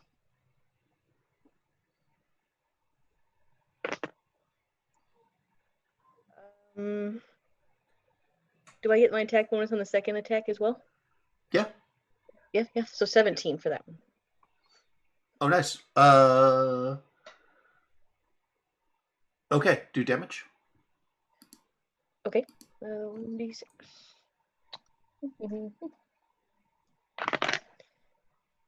Nice. 6. Oh my god, okay. I'm gonna kill this guy. Alright, yeah, so he and he you cut him, maybe give him a little scratch on his giant head.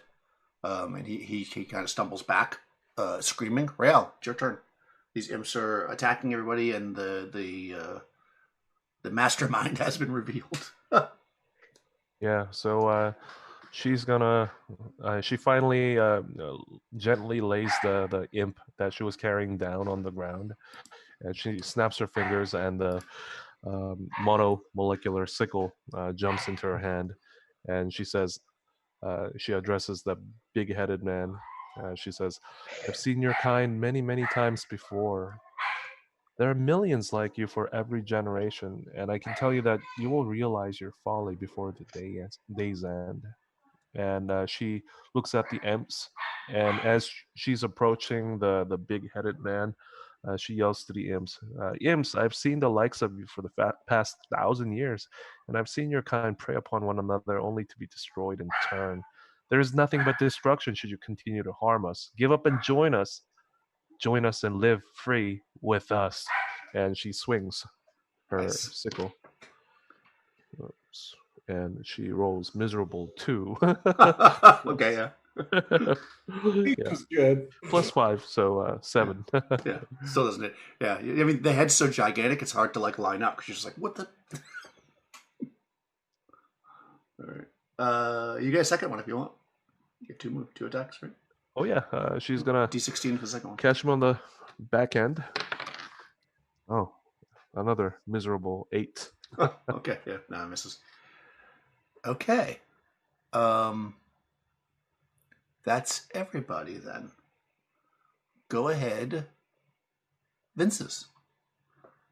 This guy, you can see that he's got this like force shield around him, but clearly it can be penetrated, and it was.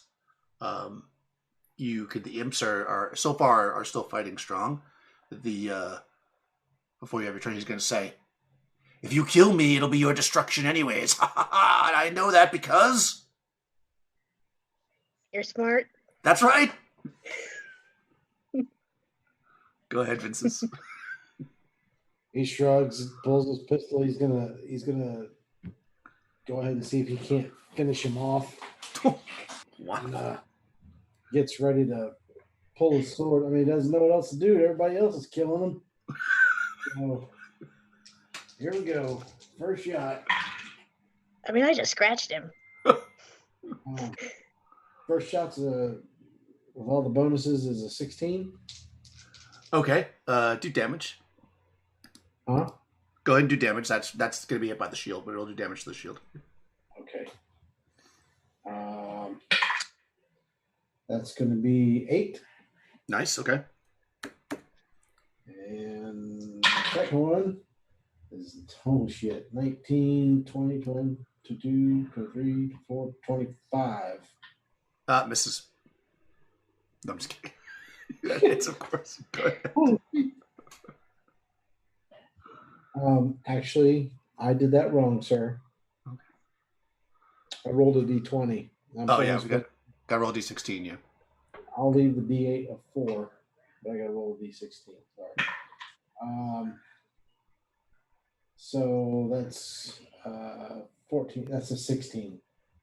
Okay, Right. so do damage again, but it'll be to the shield. Not a 26. Still good. Yeah. 6 plus 2 is 8. All right. He's getting desperate, so he's going to do exactly what Nikki did. He's about to cast sleep.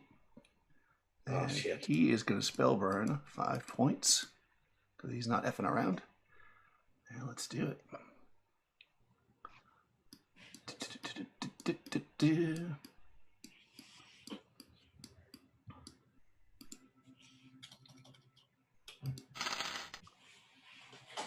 Oh wow, that's crappy. 14 to 17. Up to 2 targets within range must save or fall asleep 1d6 turns. Targets can be awakened through normal means. When casting a spell, the caster must specify an interrupt condition, which automatically awakens. Okay, we'll into that. But it doesn't really matter because you can be awakened by normal means. Okay, so the 2 targets are going to be 2 people who haven't gone yet, clearly. And they're going to be Hannibal and Gallywix because they're going to get to go next. You guys got to make a DC 17 Fortitude save or fall asleep. Fortitude, okay. Yep. Okay. Oh, 17 on a die, my bonus. Nice. Nope, I missed. Okay, so Gallywix, you look. Hey, Nate. You drop. Too many bacon sandwiches. All right, and on that note, so the imps that were on you are just going to secure Gallywix. They actually grab Gallywix, and you see another circle open up in the ground, and they drop down through it. But the ones that are there are all going to try to attack you guys. So let's see. So they took Gallywix somewhere else. We saw. That's right. Yeah, they went down a level. Yep. Oh, and also, well, I'll do that in a second. I'll do that at the end for the drama. So against Hannibal, 14, that hits you, right? That'll be 4 points. Okay. And 19, that hits you as well for 2 points. All right. Against Vince's, the miss. No, your EC is 17, right? So that misses. So all 3 miss you. Against Rael, 2 hits. Each for 1 point, though. So 2 points. And then third one misses. Okay, and you hear a mighty roar.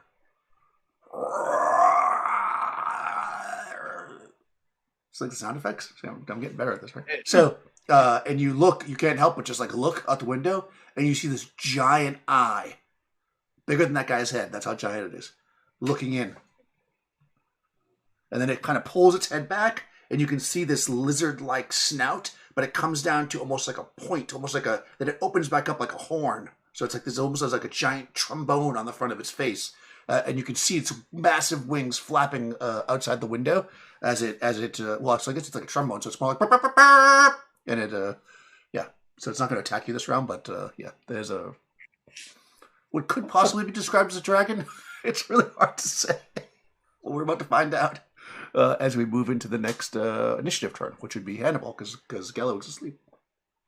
Yeah, I mean, Hannibal turns real quick to glance at that, but he ignores that as he, is his main goal is to stop anybody that's going to try to slay people. So he's going to attack the guy, the big brain. But he's so smart. And let's see, a 16 on the D20 attack. Okay, that's going to hit the shield, so you can still do damage. But 15 damage. oh, wow. Okay. Yeah, and you get another attack. It's still And going. the other attack on the D16, I rolled a 14 plus bonuses will be a 18 to hit. Okay, that actually hits him then. Oh, that might be the end of him. And that will do 6 damage to him. Oh, no. He's still up. Wow. I thought that was going to be the end of him. Wow, you slice deeply into him. And his giant head is now calculating how the hell he can get the hell out of there. He doesn't think he's like, I may have miscalculated this. But I'm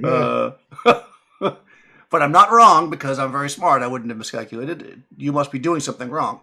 You're not fighting the way you're supposed to. Rael.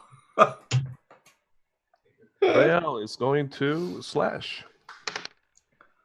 And with a 20. That hits. Natural 20 or just 20 total? 20 total.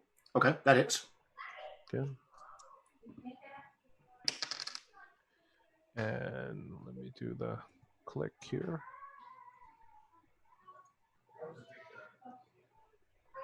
Okay. 15 points of damage. All right, tell us how you take down Skomar, the genius. You can tell because his head is so big.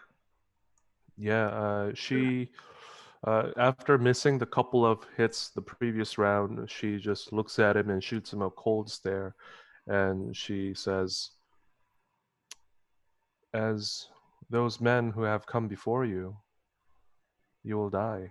And she swings, and this crescent blade cuts his neck precisely, so that this gigantic head simply rolls off the small body.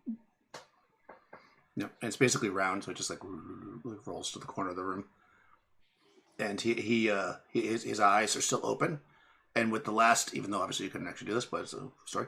He says, "You'll die too."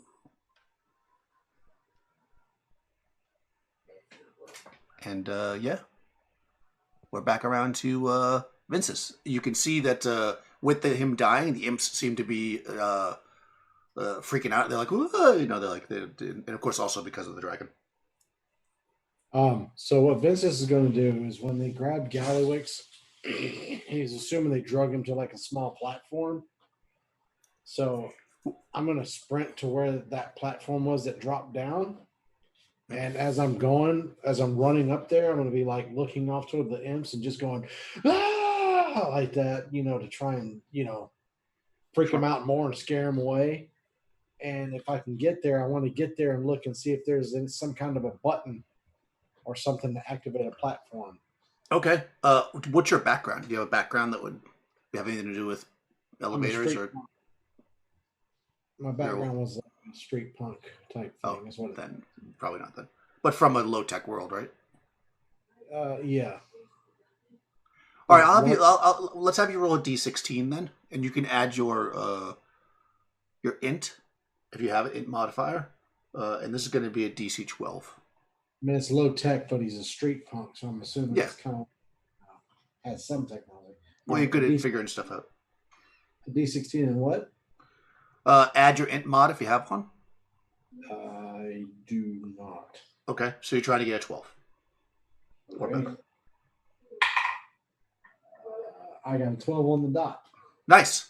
Yeah, you run up and you realize that the way that you fire this thing up is you literally just stand on it and you open your mind to the universe, and you just kind of think about where you want to be in the complex. Like all of a sudden, like if this was like an '80s movie, like it would go to like this computer screens going, and you can see all this complex of tubes that run through this whole tower. But you have no idea where you went, but you know how to operate it. You wouldn't be able to get there this round. If you make another successful check, you can figure out where they went, but you know how to operate it if you just want to randomly go. And you could try that if you'd like. Well, no. Otherwise, What I want to do is get there and yell at the others to get on the platform. I'm not going to try and actually. I'm Okay. not going to go anywhere and pray to God the dragon doesn't fry us. Right, well, we'll find out, right? Because it's the dragon's turn. So the imps, the dragon sticks its trombone nose into the space. And once again, even though he doesn't have a body to talk, the head talks again. And he says, I told you, I'm smart. And then he dies again. And the dragon fires off its mighty breath into the space into the chamber. And this dragon's breath weapon, I'm probably going to regret this. It breathes a stream of tiny dragons. And Tony, well, actually, since you're not there, Nikki, roll a d20 to see how many dragons come out of this dragon's mouth. This dragon's Okay. breath is dragons. Nice. Rolling. Damn it, Daniel. I rolled a 9. All right, so 9 little dragons. Hold on, I got to do this. I have lots of dragons here. 1, 2, 3, 4, 5, 8, 9. Okay, let me delete the rest of them because they didn't come out this time. All right, 9 little dragons fly out, and they're all gonna. This is where I'm going to regret it. All right, so there's actually 3 of you, right? So 3 dragons on each of you. All right, so the first one, which is a Mercury dragon, its breath weapon is a sleeping gas. It's going to breathe it on Hannibal, I guess. DC 13 fortitude save or fall asleep. I'll miss that one. Okay, so you drop. Second dragon. Oh man. You fall asleep for 1d6 hours. Holy crap. I'm going to say you can probably be woken up, but we'll play that by ear. 5 hours. The Misty Dragon, of course, sees you drop, and then it's not interested in you anymore, so no, there's 3 on each of you. That's more fair. This guy's dragon is steam, so you're about to get a steam bath. It's all happening at once, so I'm going to allow you to make saves on all of them. Fortitude save, 11.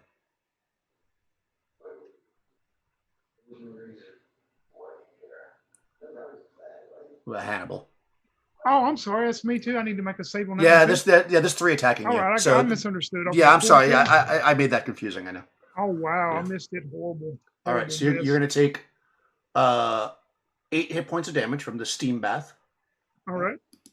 and then the final breath that hits you 2 before you collapse into sleep is an acid breath. Make a fortitude save of 11 as well. Oh my god, I rolled a natural 1.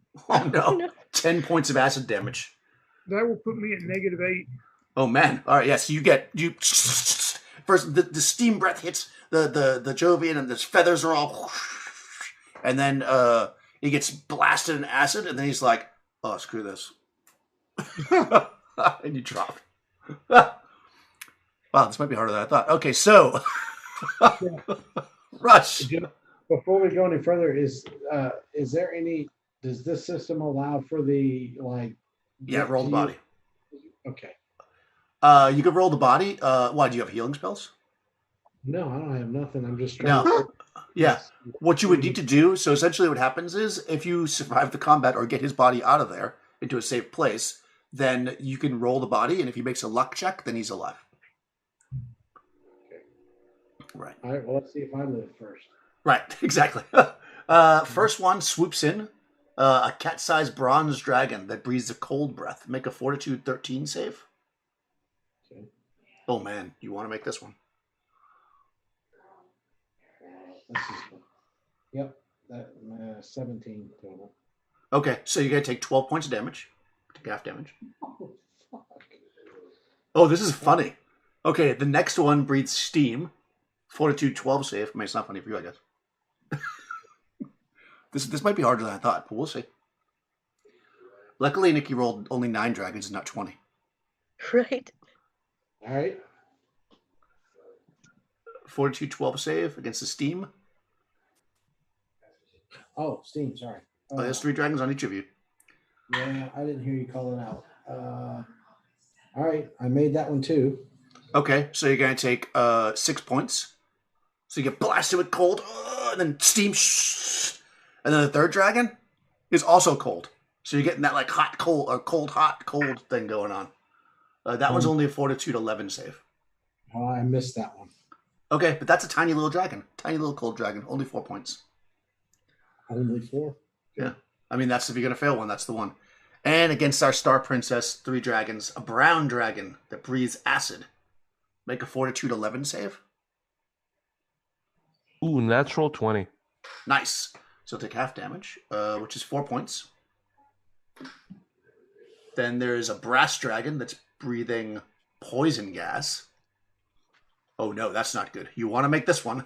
Fortitude 13. Yep. 15 plus 4, 19. Okay, all right, that's good because that one's a save or dive. And a turtle dragon, a little baby dragon turtle. A smoke breath. Oh, hold on. It does no damage. Oh, it just blows smoke. The room starts to fill with smoke. It's getting confusing. It's basically filling the room with smoke. It's like, I'm a turtle. She was like, oh, that's new. You're learning so many new things now. All right, so you see that Vincent is standing on this little platform. Hannibal just dropped to the ground, and it is now your turn, Rael.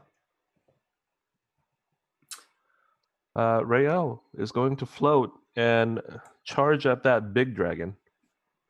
Oh, you're going to fly out after the dragon? Okay.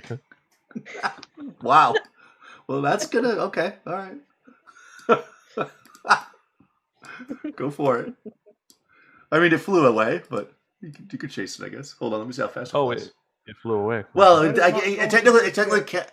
technically can't fly away until its turn, so it hasn't left yet. Oh, man. All right, yeah, you want to fight the big dragon? Okay, go for it. Yeah, she's gonna float out of there through that crack, and she floats out there, and she fires her hand cannon. Oh, man. Okay. And 18 plus 5, that's 23. That hits. Yes. And hand cannon is 2d8.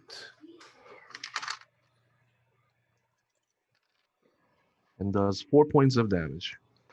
Okay. Does she get a second attack? Yep, go for it. Boom! Team. Yeah, it's 14 this time. Yeah, bounces off the armor without harm. And she yells, I've never fought a Mars dragon before. This would be one experience I would cherish. Perhaps my last. Perhaps. All right, Gallux. Unfortunately, you're unconscious, taken by the flames. Although the dude's dead now.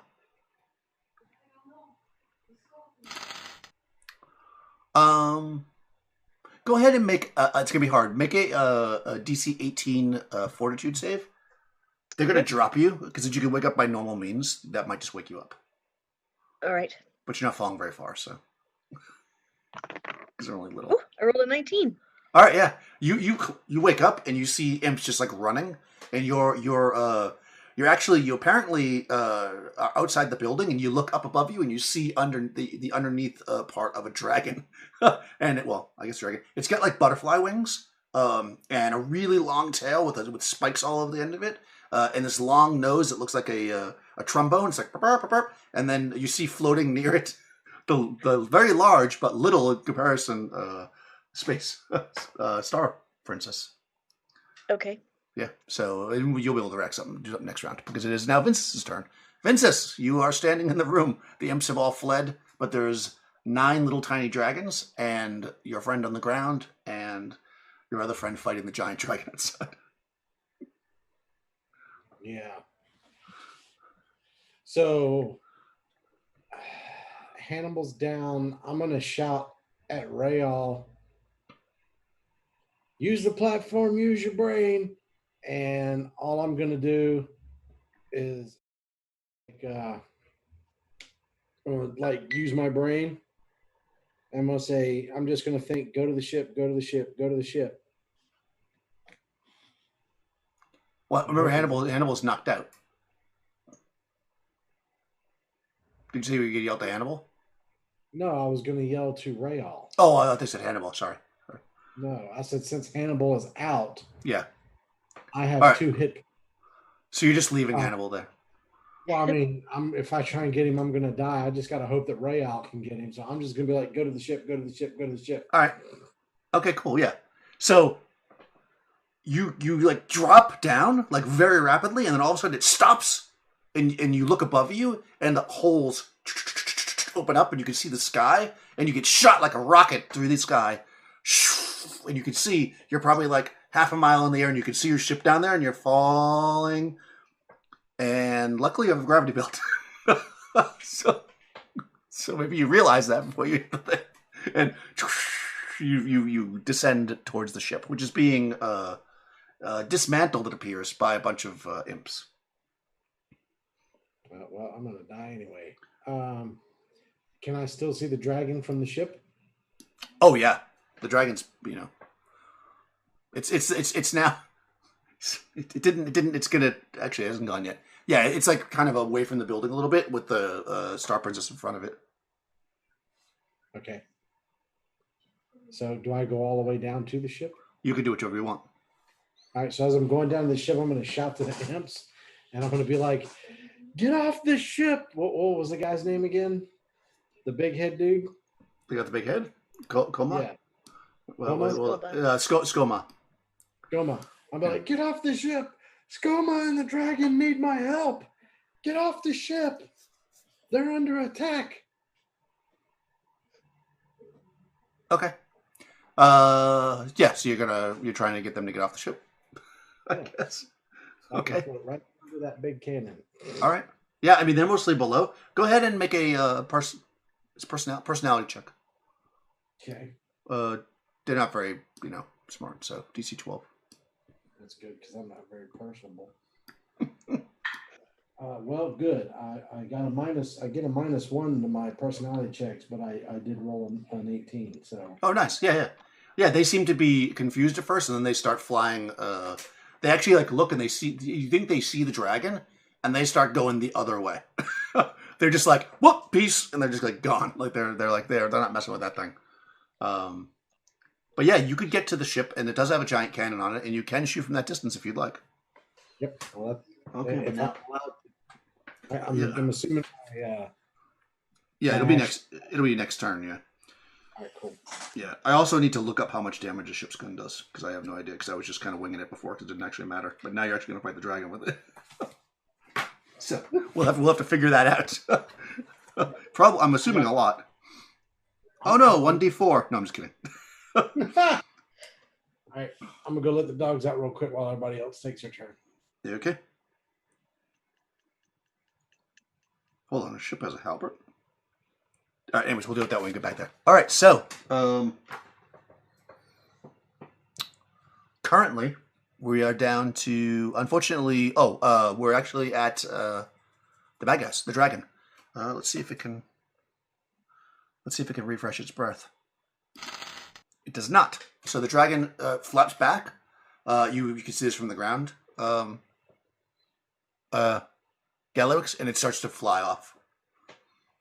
It backs up basically away from Rael. It doesn't. It tries to. It's like it can't quite get a breath out. So it's like it's kind of dead. Well, not dead. It's like dead in the water. It can't do anything currently. Okay. I want to try something. Wait, you can tell me if I'm crazy. No, it'd be crazy. There's a dragon that breeds dragons. Yeah, he looks up at him and he's like, And then so what he wants to do is activate his gravity. First, he wants to cast invisibility and then activate his gravity belt and fly up and get on the dragon's back without the dragon noticing him. What he wants to do. Okay. But if that's if that's insane, then I won't. No, you can definitely do that. So go ahead, cast invisibility. Okay, and I'm going to spell burn 5 Okay. to try to make sure that I can get this. Okay. So he's going to cut himself just a little bit through his suit, draw a little blood to spell burn. And it's good that I spell burned.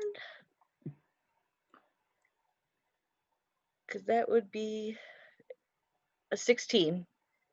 Okay. Cast turns visible or remains visible for up to 1 turn, so that's 10 minutes. Spell remains as long as the caster does not attack another creature. Caster does not need to concentrate. Well, that's good, because that means you can move at full speed. So I'll say you can get to the dragon. It's not trying to fly away, more or less. More just kind of like... So I'll say that's all you can do, though. You're just going to be able to get up to the dragon and get on its back. That's what I wanted to do this turn. Yeah, and the Mercurial was silenced, so I did that all very quietly. He didn't have to speak. Oh, that's Yeah. a good Mercurial for invisibility. Mhm. He actually had silence on the sleep. So when you get up on top of the dragon, you realize it's all like furry. You know, like the Okay. underside is like plates and stuff, but the top is kind of like this like rough fur, and it's pretty long. So it's a dragon. So like you land in the fur, and it's probably like some parts of it almost as tall as you. So you're like, and you're like can hold on to it or whatever if you like. Nice. Yeah. And then it would be, unfortunately, Hannibal's down. So it would be Rael. Rael, a dragon that seems to be trying to blow its nose, but can't quite manage. Yeah. Rael is going to take the opportunity to fly into its proboscis. Hell yeah. Okay. To what end? Okay. Yep. Yeah. She's gonna go in there, and she's gonna take out that hand cannon, and once she's actually inside of there, she's gonna just blast away.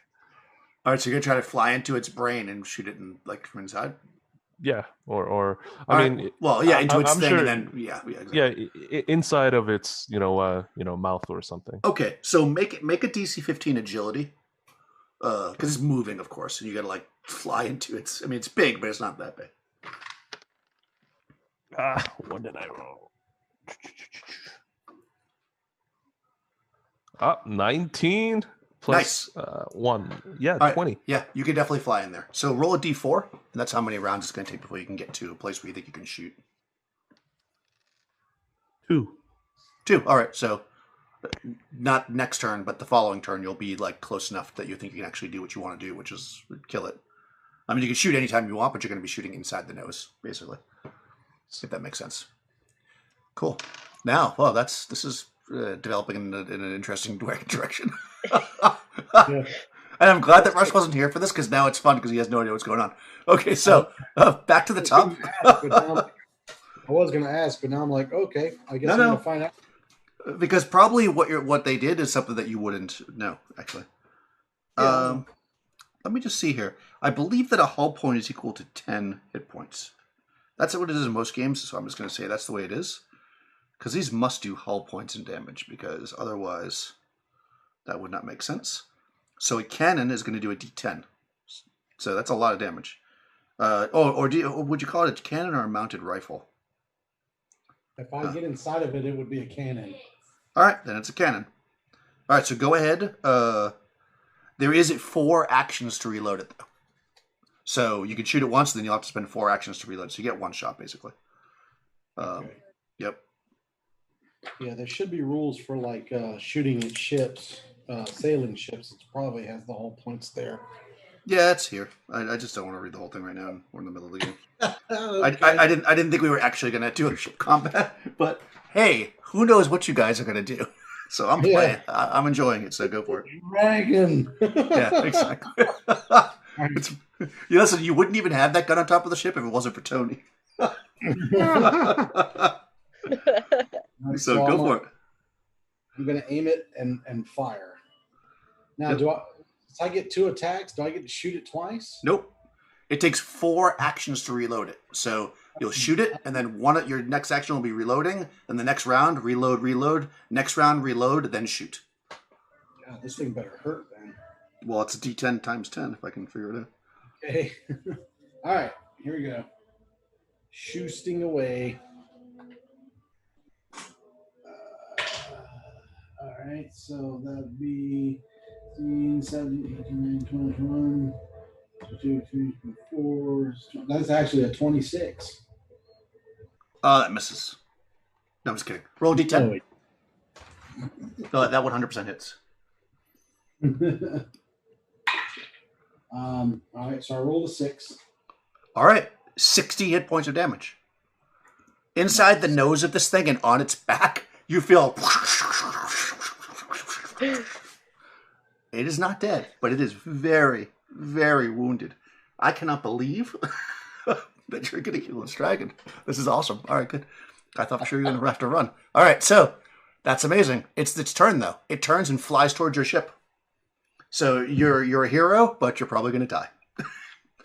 And, okay, because this is going to be terrible for your character, Young, I'm going to let you roll a d6 to see if its breath weapon recharges, because it's going to try to blow dragons all over Rush's character, and you're inside its nose.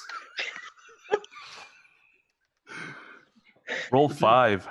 Oh, it did not refresh, so it's trying to blow the breath, and it can't, but it's going to melee you because it's... He's trying to sneeze Young out. Yeah, it can't blow the breath, so I'm gonna say because it was trying to do that, it's not gonna be able to do all of its maneuvers. It's just gonna do its poison barbed tail, so it can't blow its nose onto you, Vince's. So it then swings back, and it's got this like scorpion type spiked tail, and it's gonna try to slam into you. So let's see if it hits you. It only gets one attack. So Did it protect you from being inside the cannon? no. Well, yeah, I'll say the cannon will take half the damage. It'll absorb the damage. Because actually you're easier to hit because you're not actually dodging. You're sitting inside a cannon. Yeah. Yeah, so I'm not going to give an armor class bonus. So it only rolled a 7. However, it is plus 13, so that's a 20. Which I'm pretty sure hits you. It does a d20 damage. Let's see. Really hope you roll a 2. I did not, unfortunately. I rolled a 9. So half of that would be 4 points. Is that enough to kill you? Yes. Okay, yeah. So this spiked tail comes up and smashes this thing, and you see on the back of the dragon, as you're riding the dragon there, Galilix, you see your friend goes shooting like a bullet across the sky, and he crashes down on some trees on the ground, and you're not sure if he's dead or alive, and you'll have to roll the body to find out, I guess. The dragon is still alive, but it doesn't really have a target, so it's done. None of the imps are attacking you because they're all like, "What the hell's going on?" Your ship is terribly damaged. The blimp part of it is like, and yeah, Galilix on the back of the dragon. What would you like to do? So he's pulling himself along the fur, hand over hand, to try to get to the dragon's head. And Okay. he's muttering, "God damn it, now I'm going to have to repair the ship, and I don't even know if even I'm that good. Stupid dragon." He wants to get to the head and shoot it right from above with his nuclear pistol. Okay. All right, you're gonna put it right up against its skull. I'll give you plus Yep, 5. yep. I'll give you plus 5 for that. Okay. However, if you critically fail because it's right against this thing's head, it's going to be triple damage to you. I'm still doing it. All right, do it. Oh, no. 17. Oh, yeah. The skull is too strong, but you get 2 attacks. Oh, that's right. Of course, it's hard to hit with the...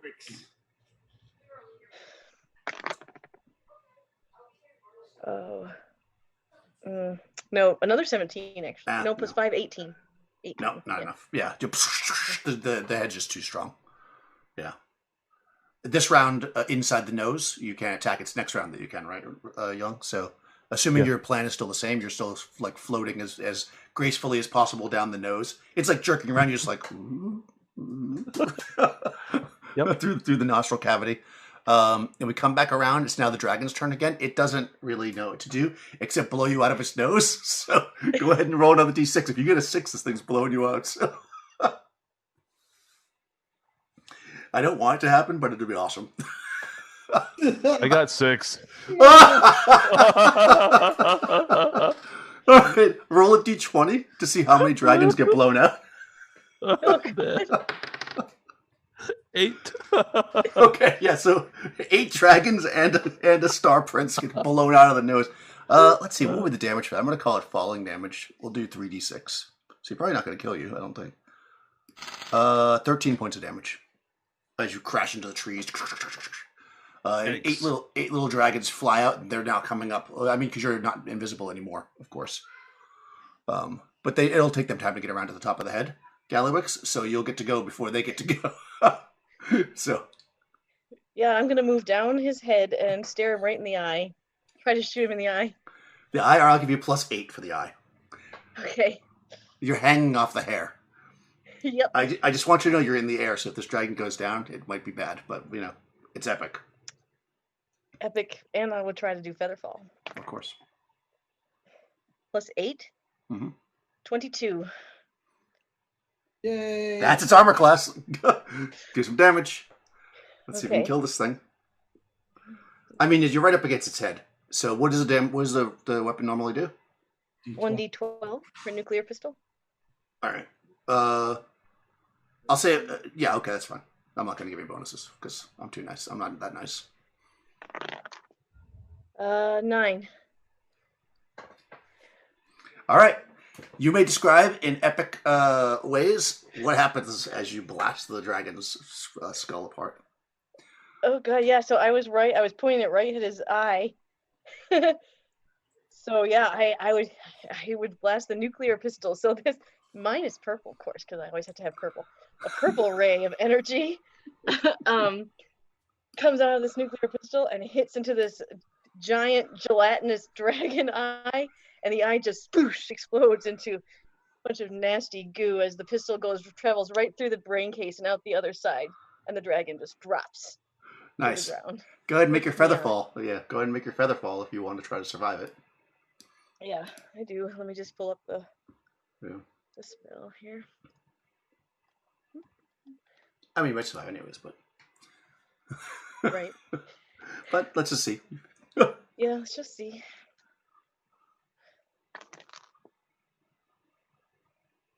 Oh no, failure. Well, what'd you get? Because you remember you can burn luck. Oh, I got. Oh, yeah, no, I could. I got a 4, and I have enough luck that I will Can't- burn it all. This will probably be the most lucky day and the worst lucky day for you. Yeah, I will burn all the luck to do the 14 Oh my god. Okay. because I had 10 luck. Oh wow. Okay. Well, what'd you roll? I rolled a 4. Okay, so you can't burn all your luck because you can't go to 0 luck. You'll die.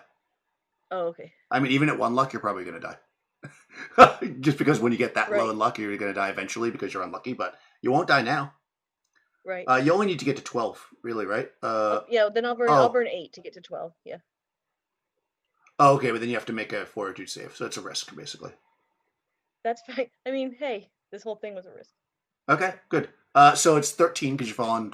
I just figured 30 feet. I mean, you're probably actually higher than that, but I was doing 3d6. So go ahead and roll a fortitude save, DC 13. Okay. 15. Okay, and that means you take no damage. Yeah, there you go. You float down. You're like, wow, this was the luckiest day ever. And you land on the ground, and as soon as you land, you get the worst splinter in your toe. And you're just like, shit. And actually, the Mercurial for this Oh no. is planar blink. What? Okay, hold Yeah, on. What Number is that? 87. Hang on, I got it. Oh boy. God, I love this magic system. Planar Blink. After casting the spell, the caster unpredictably blinks in and out of this plane of existence, granting +4 bonus to the wizard's AC. Oh, at a cost of -4 to the attacks. It's like up to 1 round per spell level. That's only 1 round. Oh, hold on. There's a 1% chance that you do not return. So go for it. Yep. Okay. I'll roll. No, I come back. Ah, all right. Yeah. So you blink it out. You didn't die, right, Real? You're still alive.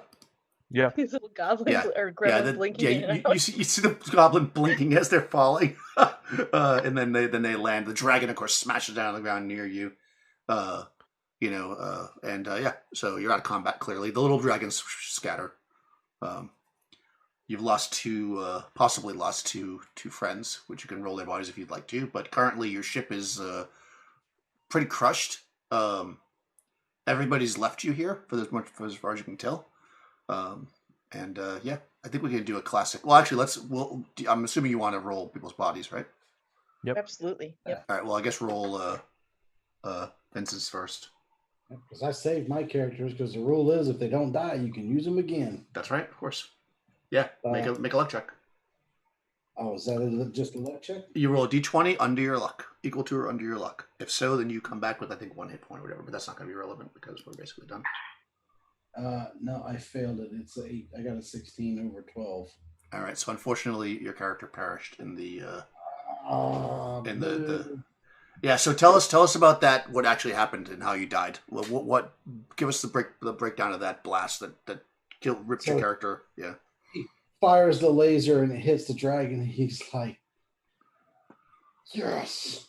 And he immediately just frantically starts reloading his cannon and he sees that he's not going to make it. And then his tail comes and he's like, damn it.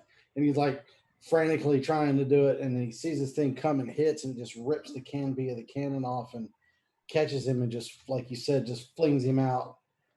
And he only had 2 hit points left. So the tail, the stinger isn't actually what got him. It was the sudden deceleration syndrome of falling from the ship. And when he hits the ground and rolls into the trees, it pretty much just like crumbled him up like a piece of paper. And he just kind of laid there and he stayed alive just long enough to see Gallywix, his little buddy, shoot this thing in the head and watch it come down and watched him just sort of surf it right down to the ground. And then he's laying there on the ground and he's just like, fuck yeah. And then he just boom, and then he just falls back dead.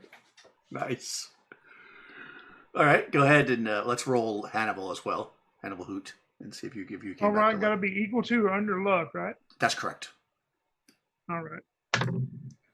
Hey, I did it too. Oh, nice. Yeah. So when you guys go back to Hannibal, you're going to roll his body, and he's alive. And we can go through and do our. You guys can do how does this end? Because who the hell knows how it's going to end? So I'll start with Hannibal because you get woken up. So yeah, you are dropped by these terrible dragons, and you open your eyes to see the second time today to see a gremlin kissing you. So how does this end?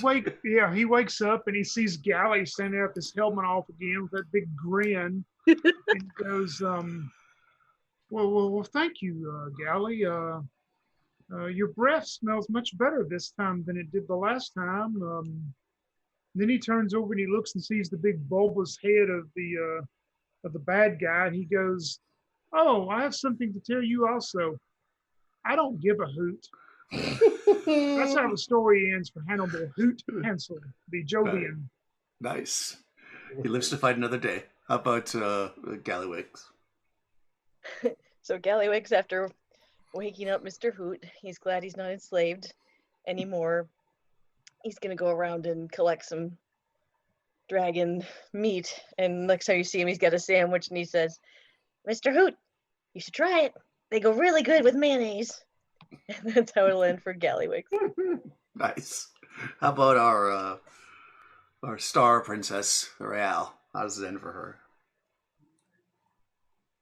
So Rael gets up and she floats over to mangled body of Vince's, and she cradles his head in her hand and looks down at him. She's not crying because she's jaded and she's seen so many death through her long life.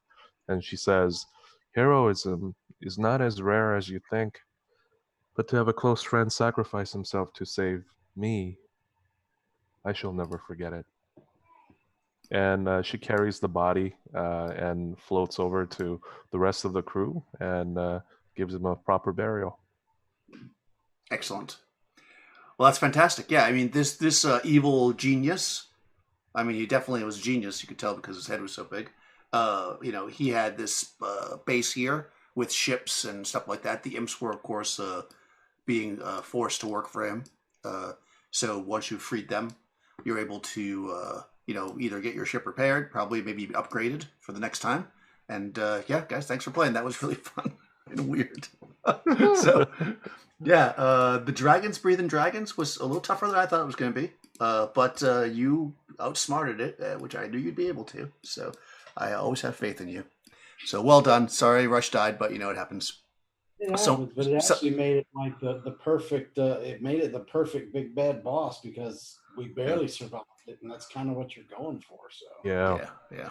But there was So- some epic shit right there. That was really good. When you got blown out of its nose, I was like, oh no. It was amazing. But that was a great idea, though. All right, guys.